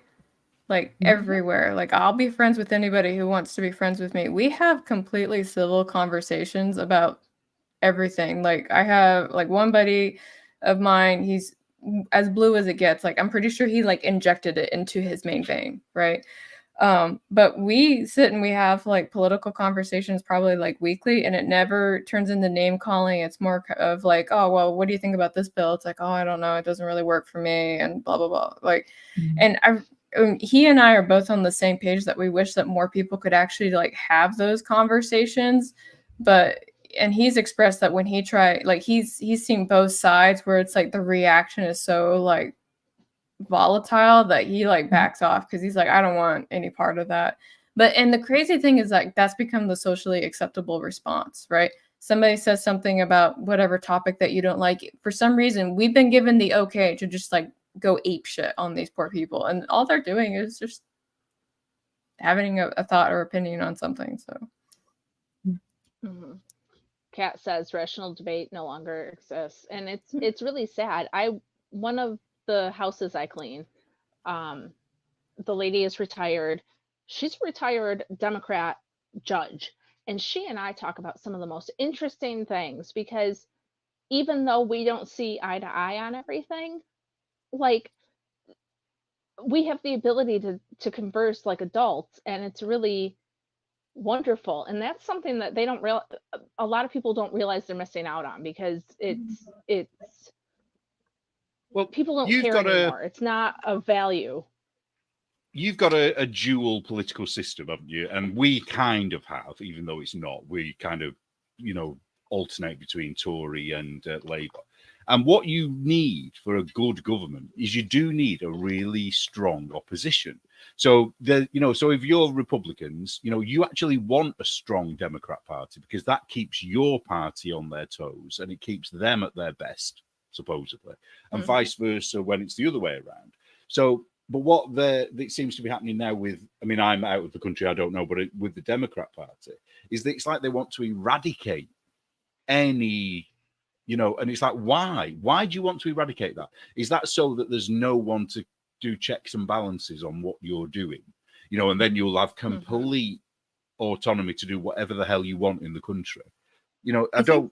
I think, and with some people, I mean, it's the old line that, Republicans can explain the Democrat side and the Democrat side can't explain the Republican side, well enough for both sides to agree. But you get the Republican side, or right side or right leaning side, or however you want to, put these two camps, define them, where it's like, oh, I understand what you think, and this is where I disagree. But to the left leaning side, what you think is unthinkable. How could you? How could you even hold that position? That you get into that mindset, which is weird. That, like, it's not even something they've dipped their toes in. I mean, not everybody, but yes, that you find a lot of that where, well, of course nobody here is a Trump supporter. They're evil. Like, of course there's a lot of that. Yeah. I watched, I don't know whether it's over. Nobody I don't know in if it's this American public or not. could disagree with me. I just speak obvious things. Right. Yeah, I watched a TV show. Well, I watched a couple of episodes. I've not watched the whole thing, so I don't know whether it's going to be any good, but it's called Three Body Problem, I think the title is. And the very first opening scene is set in the 60s, and it's a struggle session in Mao's China. And as I was watching it, when you get like a sinking feeling in your stomach, I just thought, oh my God, I'm seeing our future here. And it was on a stage. He was on a stage. There was a ton of, Antifa types, lefty weirdos screaming abuse at him. And he was a scientist. And basically he was there on this stage with a dunce's hat on and something round his neck, because he believed in either the theory of relativity or the theory of something else. And they were saying that was, against their, the new belief system. And basically he was beaten to death on the stage, and I mean, it's fiction, but it's based on things that really happened, things like that did happen. And they wanted him there so that he would, apologize and renounce his beliefs. And they even got his wife on the stage and she denounced him. And that is what happened in communist China. And this is what they do, when like you were saying, DK, about not apologizing and not backing down. That was your moment, you know what I mean? That was you who was in front of that stage saying, no, it's still relativity. It's still that is still science. And, if they could have, they would have destroyed you. Mm-hmm. I mean, they can't physically do that at the moment, but they tried every other way. Yeah, it's funny. Well, it's not funny at all, but it's weird. That's I can't imagine any right-wingers ever doing that to people. I just can't see it happening. I think they get portrayed really weird. Like when I told my group of folks that I was going to move to Texas, all my blue friends were like, "Oh my goodness, we're so sorry for you. Like it's going to be rough." And I was like, "What do you think is going to happen?" And they're like, "Well, being a woman in Texas, I mean, they just don't care about you." And they start rattling all these things off. And I was like, that sounds kind of weird, but I guess I'll find out. I've been here since August. Like, nicest people ever. Like, we have potlucks. This idea that women don't have rights or voices. Like, I think I get treated better than most people that I walk around with. So, and that's just due to the media conception of the area, right? And they try to paint everybody out here as kind of like trying to take away women's rights and fuck you and all this other stuff, and that's not really what they're doing, like, whatsoever. And it gets so lost in the propaganda and the spin that they put on things. And we've also, on top of losing the ability to like have a rational discussion, we also don't know how to do due diligence anymore. So we read headlines and we're kind of like, oh yeah, they're after women, fuck them. It's like, that's not like, read the whole thing. Well, it's like the conversation I said in the bookstore, where they, again, there was 3 people sitting there going like, well, the real problem is that people just don't know that we've never stopped fighting the Civil War. And then, but it's like, just let that statement hang there. That doesn't make any sense, because but then you have to go through, well, in their mind, the Civil War is, you have this, you have states' rights and you have slavery, but it's like the Civil War is specifically about fighting racism, which that's not like the main thrust of the Civil War. You can say that's a part of it, but that's not there's a lot going on in the Civil War. But then they're like, no, we're still fighting that same fight. It's like, we're all one country. We're not still fighting that same fight. That doesn't make any sense. What are you talking about? And then it's the starry-eyed perception of, it's like, what does this look like? It's like a lot of people who are like, genocide, genocide, genocide. There's genocide of trans people. Like, what does that look like? Where is the info? Where, where's the funerals? What's going on? Where are the bodies? Yeah, show us the bodies. Explain this to me. But with the still fighting the Civil War thing, Biden goes on about it's still the same fight, Civil War all the time. It is a left-wing media talk. It's like, well, we're still talking about the Civil War again. Why are we talking about the Civil War? Why? Like, there's, it's like, sure, it's a historical thing. Feel free to talk about it, but it's not making any sense in the way that they're framing it. They're not drawing youthful analogies. It's not, what are we talking about here? But also as well, if they're Democrats, they're on the wrong side anyway. You know what I mean? Because the Democrats were very pro-slavery, weren't they, during the Civil War years? Well, did they exist in the Civil War? When did the Democrats start? The Democrats existed before the Republicans came out. We lost her. No, come back. I hope she comes back. I'll wait for a text message.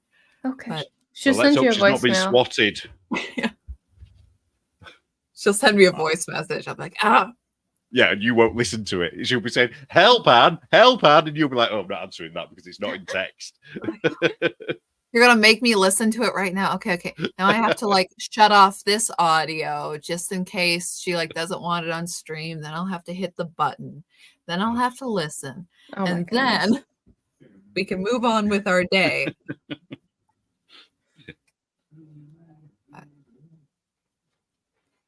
Yeah. Anyways. But I know with so much of this, and this happens in a bit in media too, where it's like we're not allowed to say the actual problems. We can only have fake problems. It's like we're always fighting the last war. Oh, wait. She's coming back. But it's the mentality of, oh, we're fighting the last fight. It's the, everybody I hate is a Nazi. But we're not, it's like, but that was last week's problem. Can we move on to this week's problem? No. We're, stuck in this moment, kind of. Sorry, there. Flip. Did you all see that American guy, a black guy in, I don't know what the store was. It was something like a 7-Eleven or a Walmart or something like that.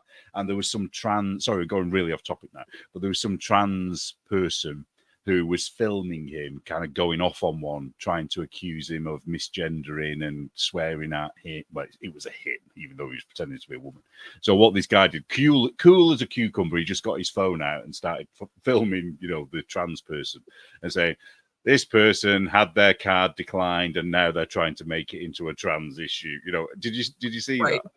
And then they were trying to say, you're going to lose your job. And it's like, everyone support that guy, whatever his name. I can't remember his name was, but he was cool.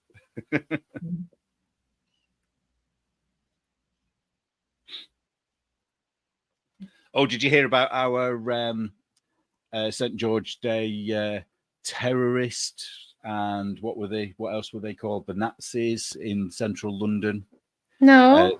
Yeah, so basically what's been happening every single weekend for months now, there's been a pro-Hamas demonstration in London. And there's been loads of hassle. And the only people that have been getting mostly arrested are people who stand up against it. Or the case where there was a Jewish guy that they tried to arrest for being obviously Jewish in London. Because what they said to him was that he had to go because his presence would incite violence. So he refused, quite rightly, because he has every right to walk in the capital city like the rest of us do. And they basically said, if you don't go, we will arrest you for your own safety, basically, which is the wrong attitude. It's like, no, if someone's going to attack him, it's those people that you need to arrest. Right. So so just to set the scene. Yeah. So basically what they've been doing is leaving the people with the terrorist flags alone. If you had an English flag or a British flag or a Jewish flag on those demonstrations, you would have been moved by the police or arrested. So today there was loads of people in London celebrating St. George's Day with the English flags. And the way the police were was completely different to these other ones. They went in heavy-handed. They were already wearing riot gear. So they pre-prepared. They were on horseback. They did what they call kettled people, where they kind of move them into an area where they end up being squashed together, you know, by the buildings around them, and then they can't get away. And basically, when that happens, is the people, you know, retaliate and get angry because they all had a drink, because that's what happens on St. George's Day. You go and have a drink because it's a celebration. And now the way they're reporting it is that all these far-right Nazis were in London to cause trouble. And it's like, no, they were there to celebrate St. George's Day. And because of the way you dealt with them, that's how it kind of spun out of control. But I just find it infuriating how they will let the real bad guys get away with it. You know, I can't quite get my head around it. I was looking it up because we had something similar happen last week. So there was a student who was pro-Palestine. She was the valedictorian for, you know, her year. She's supposed to graduate this year, and she has like, you know, she's like the best when it comes to like, I can't remember, I think it had to do with like bioengineering and something else. But what happened is somebody went through her feed and found like a post like 5 years ago, and all it said was like, remember Palestine. That was it, right? 5 years ago, by the way. 5, not last week, not 2 weeks ago, 5 years ago. And then they said, okay, we can't let you be valedictorian and we can't let you do your speech. And she was like, but why? It's like, well, safety concerns. And it's like, whose safety? Am I about to say something that is going to endanger everybody? And they wouldn't respond to her. And then it was like that situation where it's like, well, if it's my safety, can you just hire somebody to be there with me? And they were just like, no, you just can't do it like whatsoever. So now she's suing the college for silencing her. And let's see, there was something else. I think it's still developing, but she's definitely sued them because the group that went after her are all one demographic. It's just one demographic. So it's like it was like a joint campaign to get her to not be valedictorian. Especially when you're citing a social media post from 5 years ago. Yeah, that's ridiculous, isn't it? Because people change their views anyway, you know, after 5 years. Well, put it this way, I was very, and I think we talked about this the first time we kind of met, didn't we? You know, I was very anti-religion, full stop. You know, this is 5 years ago, whatever. I just didn't have any, I wouldn't have anything to do with religion because of my experiences with religion. Whereas now I've got a completely different view on it after meeting all of you lot. You know, because it's like... Now you're in a very Christian knitting circle. You and Joe are sitting there like, how do we get here? Bless you. This is the thing. We don't care. As long as I've seen how batshit crazy you all are, and it's like, wow, they swear more than atheists do. They say some really bad things like atheists. But seriously, as long as you respect what we believe in, we're never going to be like, you have to agree with us. And that's the whole That's what it comes down to in the whole thing. Yeah. We don't care. I would be perfectly good friends with Lola Bean or any of those people if they didn't try to make me agree with them. If we could have rational conversations like adults, it would be fine. And that's the difference. And that's why we can be friends. But of course, we would also be very happy for you to agree with us, Neil. You know, you don't have to stay the token atheist forever. Like, you know. It's not going to happen, Anne. It's not gonna... You live your best life. Correct. I'm just happy you're here with us. Maybe on my deathbed. On my deathbed, I'll convert to whatever is the thing that I think is going to get me where I need to go. They do that. Yeah, they'll come in and do that. But while allowed, you do miss out on the fun part.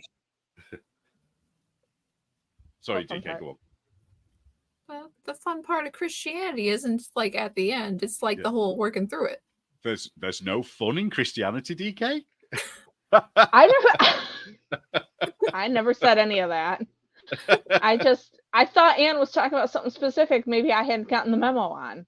Because, you know, I am a Lutheran. That's the other secret meeting. I'm playing both sides. Are the Lutherans a little bit more severe? I don't know. Are they? They're long-winded. Maybe we shouldn't go down this route. We're similar to Catholics. Our service is more structured. Our service is not structured. We have a book that tells you when to kneel and stand.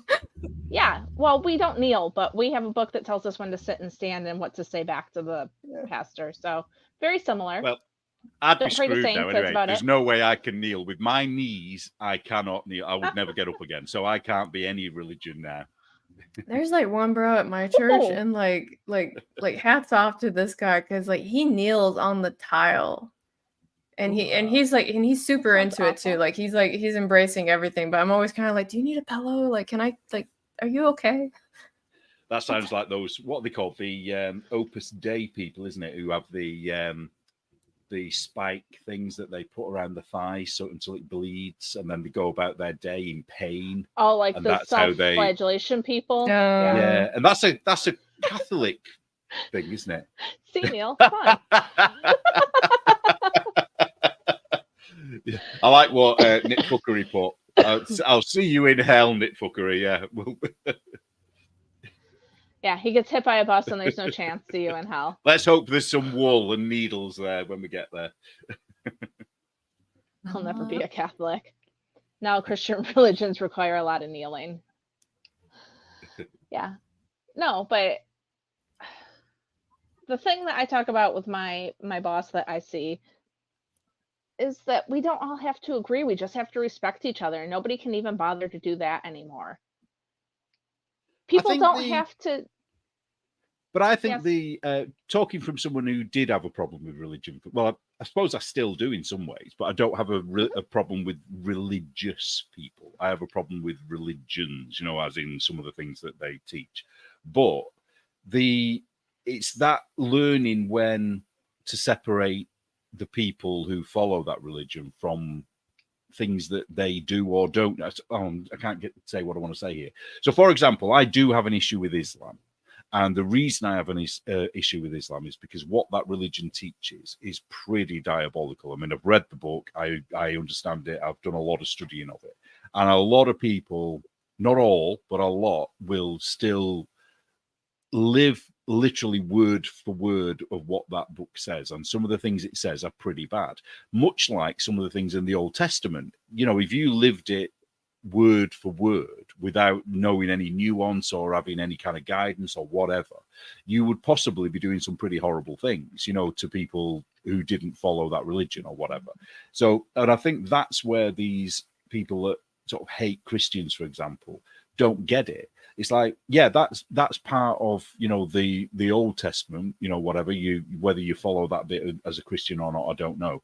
But it doesn't mean you're going to go and do these things to people that were happening in, I don't know, 2000 BC, do you know what I mean? You're not going to go and burn people alive or suffer not a witch to live or whatever, all those things that come out. Whereas in the Quran, you are. Burning people alive was never a part of the Old Testament. Well, I'm just making it up as I go along. Well, I was about to say, there's context for the Old Testament you're missing. I don't see that any of. There's about that much of the book that I'm missing. I've never read the full Old Testament. That much. So. That's like all of it. Book, Neil. It's very simple. It's not very long. I've read not very long. I've read the New Testament and I've read the Quran, and that's enough for me. The Quran is an abridged version of the Old Testament, so I've got all the stories from that. Gracious, no. Anne's like, no. The Old Testament is awesome. I love the Old Testament. Well, do you not remember? I was going to set up a thing where I wanted to do a Bible reading thing where we would read it from the beginning and we would do so much each month. And then we'd talk about it, but from our different aspect, you know. So what me from an atheist, what I thought it would mean. But then I realized pretty soon that would just be a sure way for everyone to fall out and to never speak ever again. Also, Neil, not to pick back a little bit, but you do have a tendency to be like, well, the rest of you Christians should just fight now, and I'll watch. And it's like, no, we won't, Neil. We're not when I throw in when I throw in a question in the and we're like, we're not taking your bait. Come on. But it happens every time, Anne. Every time I do it, there's a massive conversation, and I just sit back and watch. So, one thing I want to say to you, Neil, though. Go on. Yeah, the thing about religion is that you have to remember that it's made up of people, and no matter what happens, people are people. I left the church when I graduated high school because my parents got divorced when I was a senior, and I was attending a private Christian high school, and I didn't get any support while my parents were divorcing from the Christians in my Christian high school. And I'm still angry about it because out of all the places I could have been, I felt like that was a place where I could have gotten a lot of love and support. And people were like, oh, well, divorce is bad. I'm not involved in it. I'm 17. I need somebody to, hug me and tell me it's going to be okay. My mom and dad are not married anymore. And so it took me 5 or 10 years to go back to the church after that, because I had to come to the point where I realized that people are people, and we're not perfect, and we're going to make mistakes, and we're not going to handle every situation the way we're supposed to. Here's one for you, though. Here's one that I've really struggled with for a long time. So one of my really close friends, she was severely sexually abused by a stepdad for years. He ended up in prison. He went to prison for, I think it was 8 years. And he and her mother were very religious, and they went to this particular church, and they supported him all the way through it. They never offered her any support at all. And when he was released from prison, there was a massive party to welcome him back into the church. And I found out recently, the only reason I'm talking about this now is that I found out he died about a month ago, and I was quite happy, which is evil, I know, but it's good. What he did was awful. And I kind of have a real problem with that, because it's clearly all he did was he apologized and said, I'm sorry. But that isn't good enough, I don't think, for that kind of crime, which it is. And I don't think the church they abandoned her, and she was the victim of it. Right. So I have problems with things like that. And I get what you're saying. That is those people. That is those people in that small environment. And it wouldn't have happened in a church here or a church there necessarily, But I mean, when you have creepy, abusive people, they can make creepy, abusive friends, even if they're just enabling and not necessarily a part of the same abuse. You do see that. I mean, in different circles, but yeah, you do see that when it's like, oh, well, he's, pastor whoever's son, so I guess it's okay, or something along those lines, where you have someone who's awful like that and with the right people. It's some sick crap. But even though that's a way worse example than mine, it's still a church made up of people. And like Anne said, people are not always going to do the right thing, no matter how much we want them to. And they might look at something differently. They might say, oh, well, if he repents in front of the church and stuff, then we're okay with that. Whereas I don't know anybody who was accused of that. I wouldn't be attending that church because I have kids. How do I know that my kids would be safe there if this is something that they accept? So, but that's the people in that church who have said that that's okay. It's a difficult one, isn't it? Religion is hard. Yeah, and it does give you lots to think about. But like somebody in the comments just said, you know, they would have left that church too. And it's like, well, yeah, you would do that. If you still wanted to, you know, be part of that particular religion, you would just leave that church, wouldn't you? Yeah. Because they're made up of people when push comes to shove. No matter how... It depends on who's running it, kind of what Anne was saying. There was a church that my grandma had me go to when I was younger, and we had a pastor we had a kid youth person that got caught with a kid, right? And the church's response was, "We forgive you, get out," right? And so that person was, they would forgive you, get out. You can't be here now. Right. And that was that pastor's like final say on it. And we're like, okay, if that's what you want to do, you know, on top of having to go to the law and stuff like that.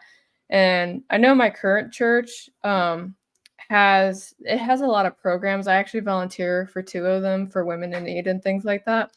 And they're quiet programs because when you're talking about people who are being abused and stuff like that, you can't really loud about helping them, because if that abuser finds out that they're getting help, then something will happen. So suddenly you're like, let's go to the library and get coffee, or, you know, stuff like that, right? It's stuff that gets done. It's not always publicly done, because when you're trying to help people, you can't showcase all the efforts that you're doing. So I don't know if that helps at all. It's Kendra has just said 1 Corinthians, read it. Does anybody know what that is? But it's a book in the New Testament. Well, yeah, I know. I'm expecting you all to know it. You should be able to just... You haven't read the Bible, but you expect all of us to have it memorized? Yeah. But Katie Clark says you have to be discerning when you choose a church, because they're run by sinful people, no matter what. And that's a lot of what it is. And that's why that was a big penny drop for me, I think, was when I realized that the whole point of Christian religion, for example, is the fact that everyone is supposedly a sinner, and that, you know, even if you disagree with somebody, whatever their sin is, they're still just another sinner. You know what I mean? It's like everyone's a sinner in that church, aren't they? You know what I mean? So it's kind of, and I think that's what the left don't get. They take that very personally, as if that's an attack on them. And it's like, well, just because somebody doesn't agree with your, I don't know, like the abort, well, it won't go into the whole abortion thing, but I'll just say, you know, if somebody had an abortion, they would still be, I don't want to say welcomed, but they would be classed as a sinner, and they would still be able to be part of your church. I don't know whether, I'm assuming. I don't know. Well, like my church has a support group. It's called Living After Abortion. So it's like the women who have to make that choice for whatever reason, like they're like, it's an option that they can go. It's not like they come in and grab them and pull them in. It has, you have to want to go. Yeah. So yeah. Well, yeah, that, I think that's the thing, isn't it? If somebody is continuing to do, then I suppose I'm trying to put myself into you know, a religious person's point of view. If somebody is continually over and over and over again committing that sin, I'll do that because I don't know what I'm talking about here specifically. If they're not sorry about doing it and they're not even trying to stop doing it, does that mean then they're not kind of accepted, or what? You know, is that where that disconnect between people on the left who want to have whatever lifestyle they have, where there's no coming together with those people? Is that where it is, where there's no contrition on their part, or does it not work like that? I'll let you go first. Oh, sorry. No, I would say that is part of it. Coming to Christ at all is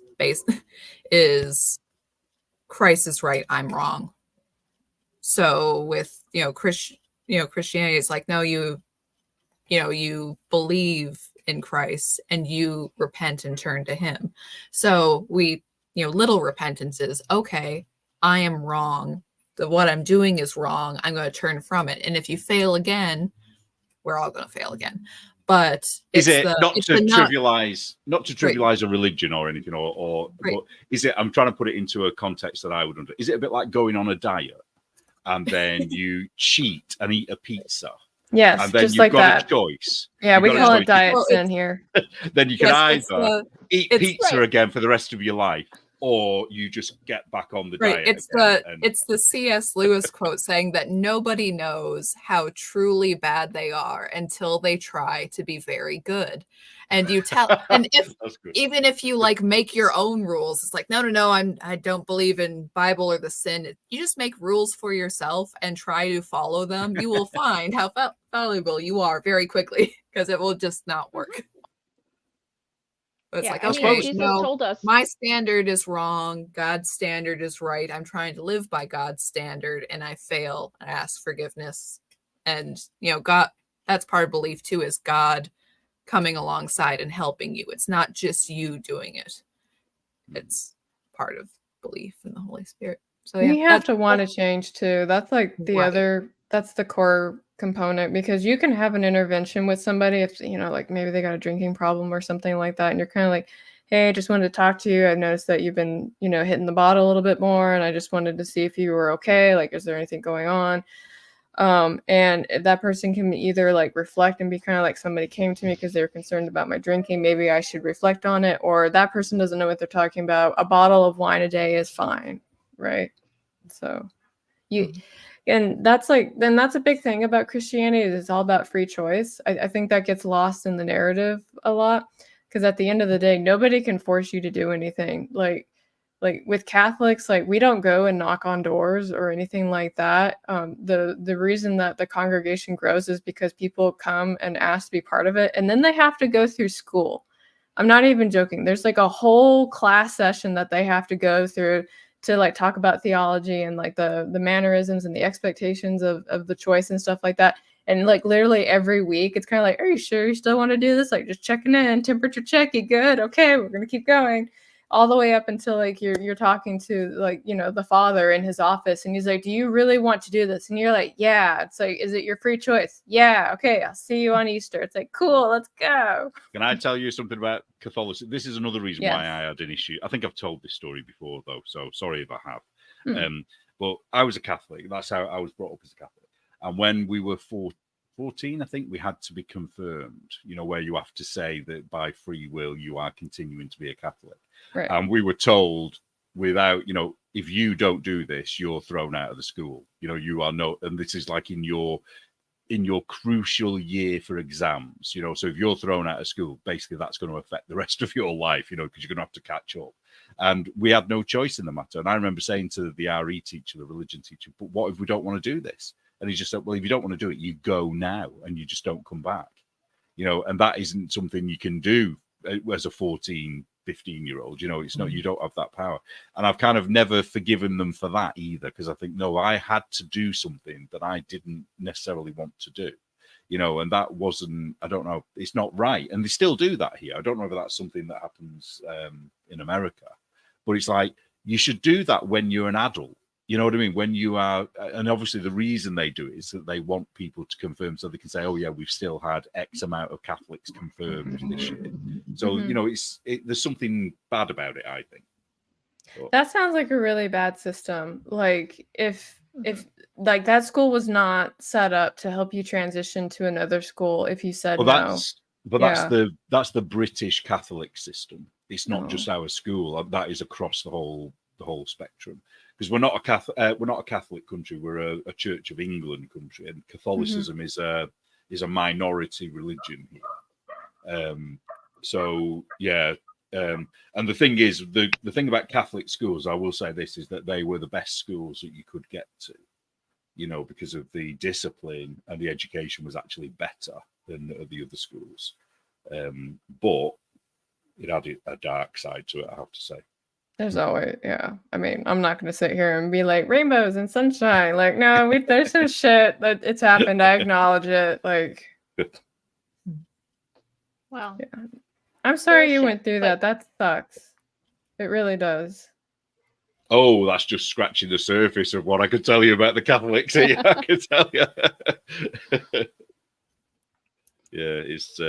It's interesting, but I do find religion fascinating, and I could talk about religion for hours, because I don't know. I just find I find people who can believe something really strongly without what I would class as concrete evidence. I mean, you will argue, no, we've got evidence, and you'll say, but you know what I'm saying, without the kind of evidence that I would want to see to believe it. Mm-hmm. And I find that quite, I just find it fascinating in a completely neutral way. You know what I mean? I'm not saying it's fascinating in a bad way or whatever. I don't know. It's something I don't have. So I find it intriguing. I've always had like the Dalai Lama approach, where if you have a religion and you do good with it and it makes you a good person, then it's a good religion for you, right? But then he's like, but I'm the Dalai Lama, so obviously Buddhism is best, right? He always says that at the end. And I've always, I remember hearing that at a seminar that he did, and I think that was like something that really like gentled my view on those choices that people make as they go through their journey and try and find themselves and be comfortable with life and things like that. I don't know what you guys think about that.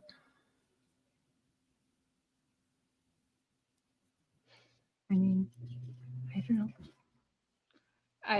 They're speechless. Oh, sorry. No, I don't know. It's not. I don't know. It's not a bad thing to think on, particularly. Anne has a bit more stricter views on things, though. Oh, I do. But everybody, okay, God himself puts everybody's soul into their own hand.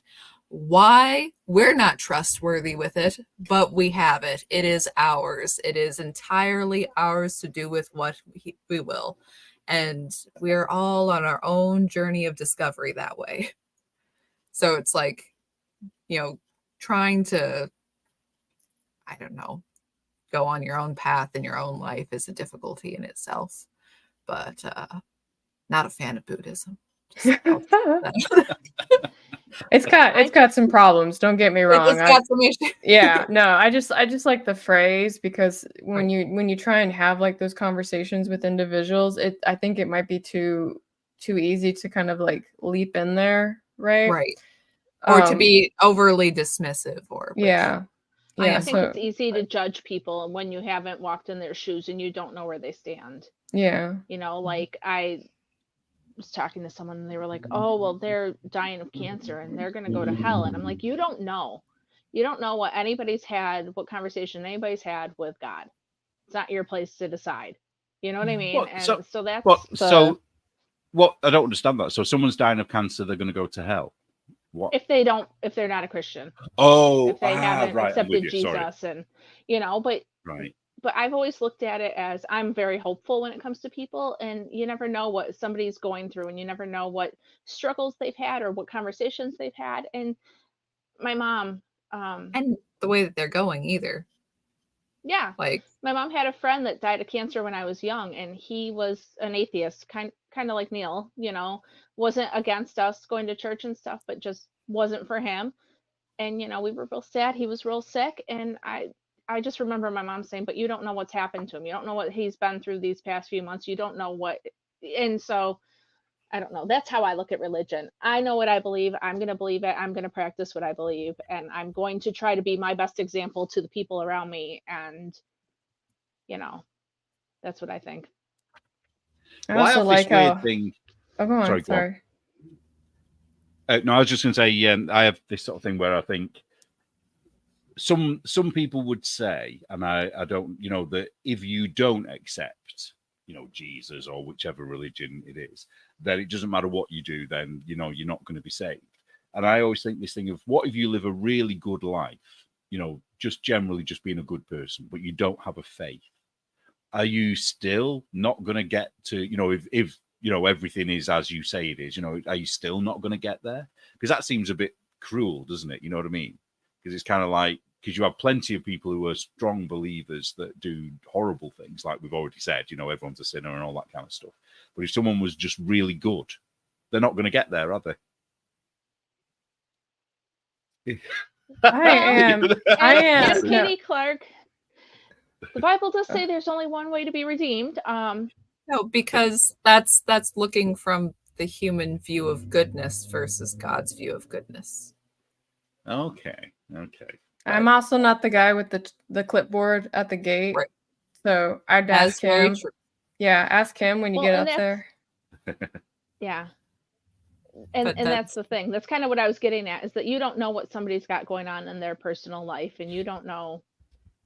And I just always pray for the best for, people make the best choices, but hey, what are you going to do? Yeah, what if a Muslim lives a really good life?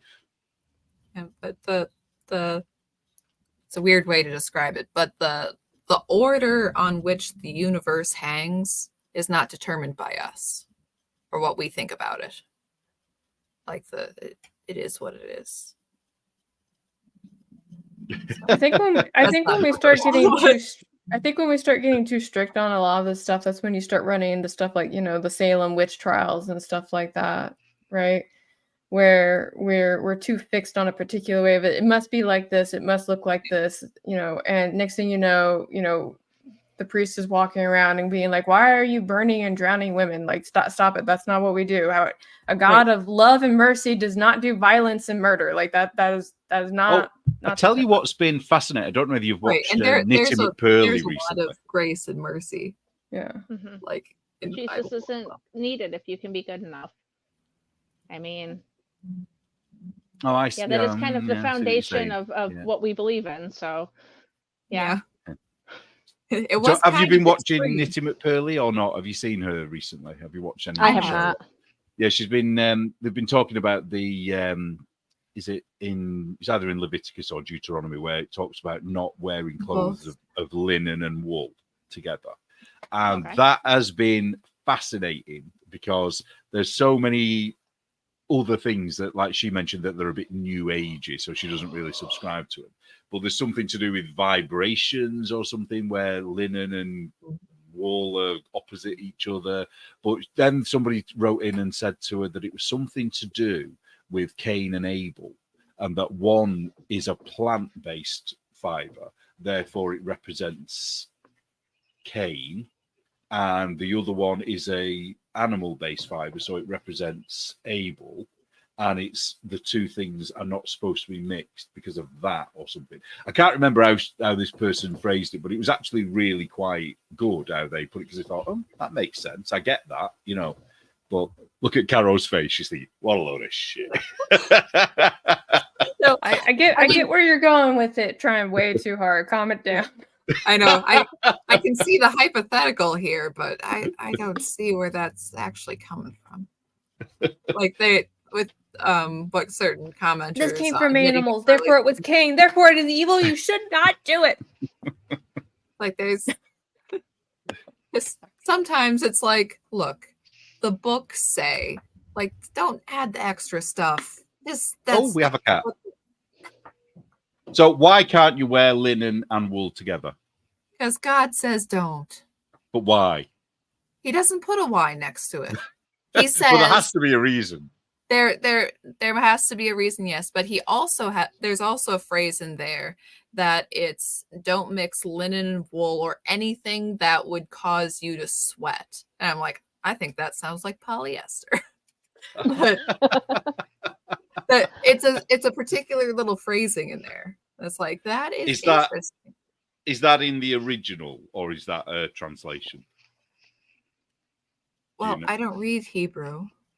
Because that's one of the things that I always find interesting is, especially with American Bibles, because I have seen some of the differences, and they are, the way the interpretations are so different. Yeah, they have to. They have to italicize all the changes they do. Just like when talking to a toddler, because I said so. Yes, I'm not saying that there isn't a proper reason for it, but you can have hypothetical things saying why this is. There's a lot of laws in the Old Testament where they do sit down. It is explained why this or why that. But sometimes there's one and you're like, why this? Like, well, you just gotta sit and think about that one for a while. There's meditate. No obvious meditate. Yeah, there's no obvious answer given. And until said answer is more clear or never becomes clear, just roll with it. because it's, yeah.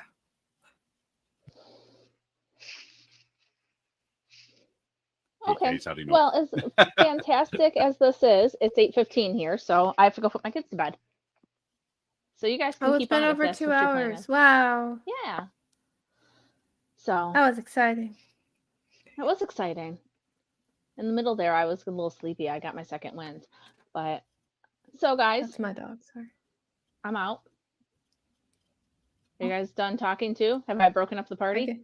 I guess we could stop. It's been 2 hours. It has been 2 hours. Yeah, I need to sleep as well. Okay. All right. Let's sign off. Yeah. 1:15. Thanks, guys, for coming tonight, watching, listening to us and our impromptu theological discussion. I will, get out my catechism and study it, Neil, so that I have better answers for you next time. All right? Yeah, I want word for word memory. I want you to memorize it all. Oh, heck no. I don't memorize but you won't flip open a page. It'll be perfect. I do have a Bible somewhere. It's in the hallway. So I shall get my Bible, my King James, and I shall test you. We shall do it during the secret meeting of texting. In voice messages. Guys. Thanks for joining us. If you ever want to tell Anne something and not have her hear it, send her a voice message. Thanks for coming, Caro and Neil, and we'll see you guys on Can I just say Saturday. before we go, sure. Can I just say issue 14 is going to be out very, very soon. So if you're a patron, you're going to get the preview by the end of the month, and then it will be released for everyone else about a week after. So it's going to be probably the end of the first week of May when everyone else gets it. So it's all in hand at the moment. We're working really hard on it. So yes, and this link right here under Neil and Caro, politically incorrect knitters printed by me./products. Anne and I have stuff now, so check it out. All right, guys, we'll see you next time. Bye. I'm waving. Bye. Goodbye. Goodbye.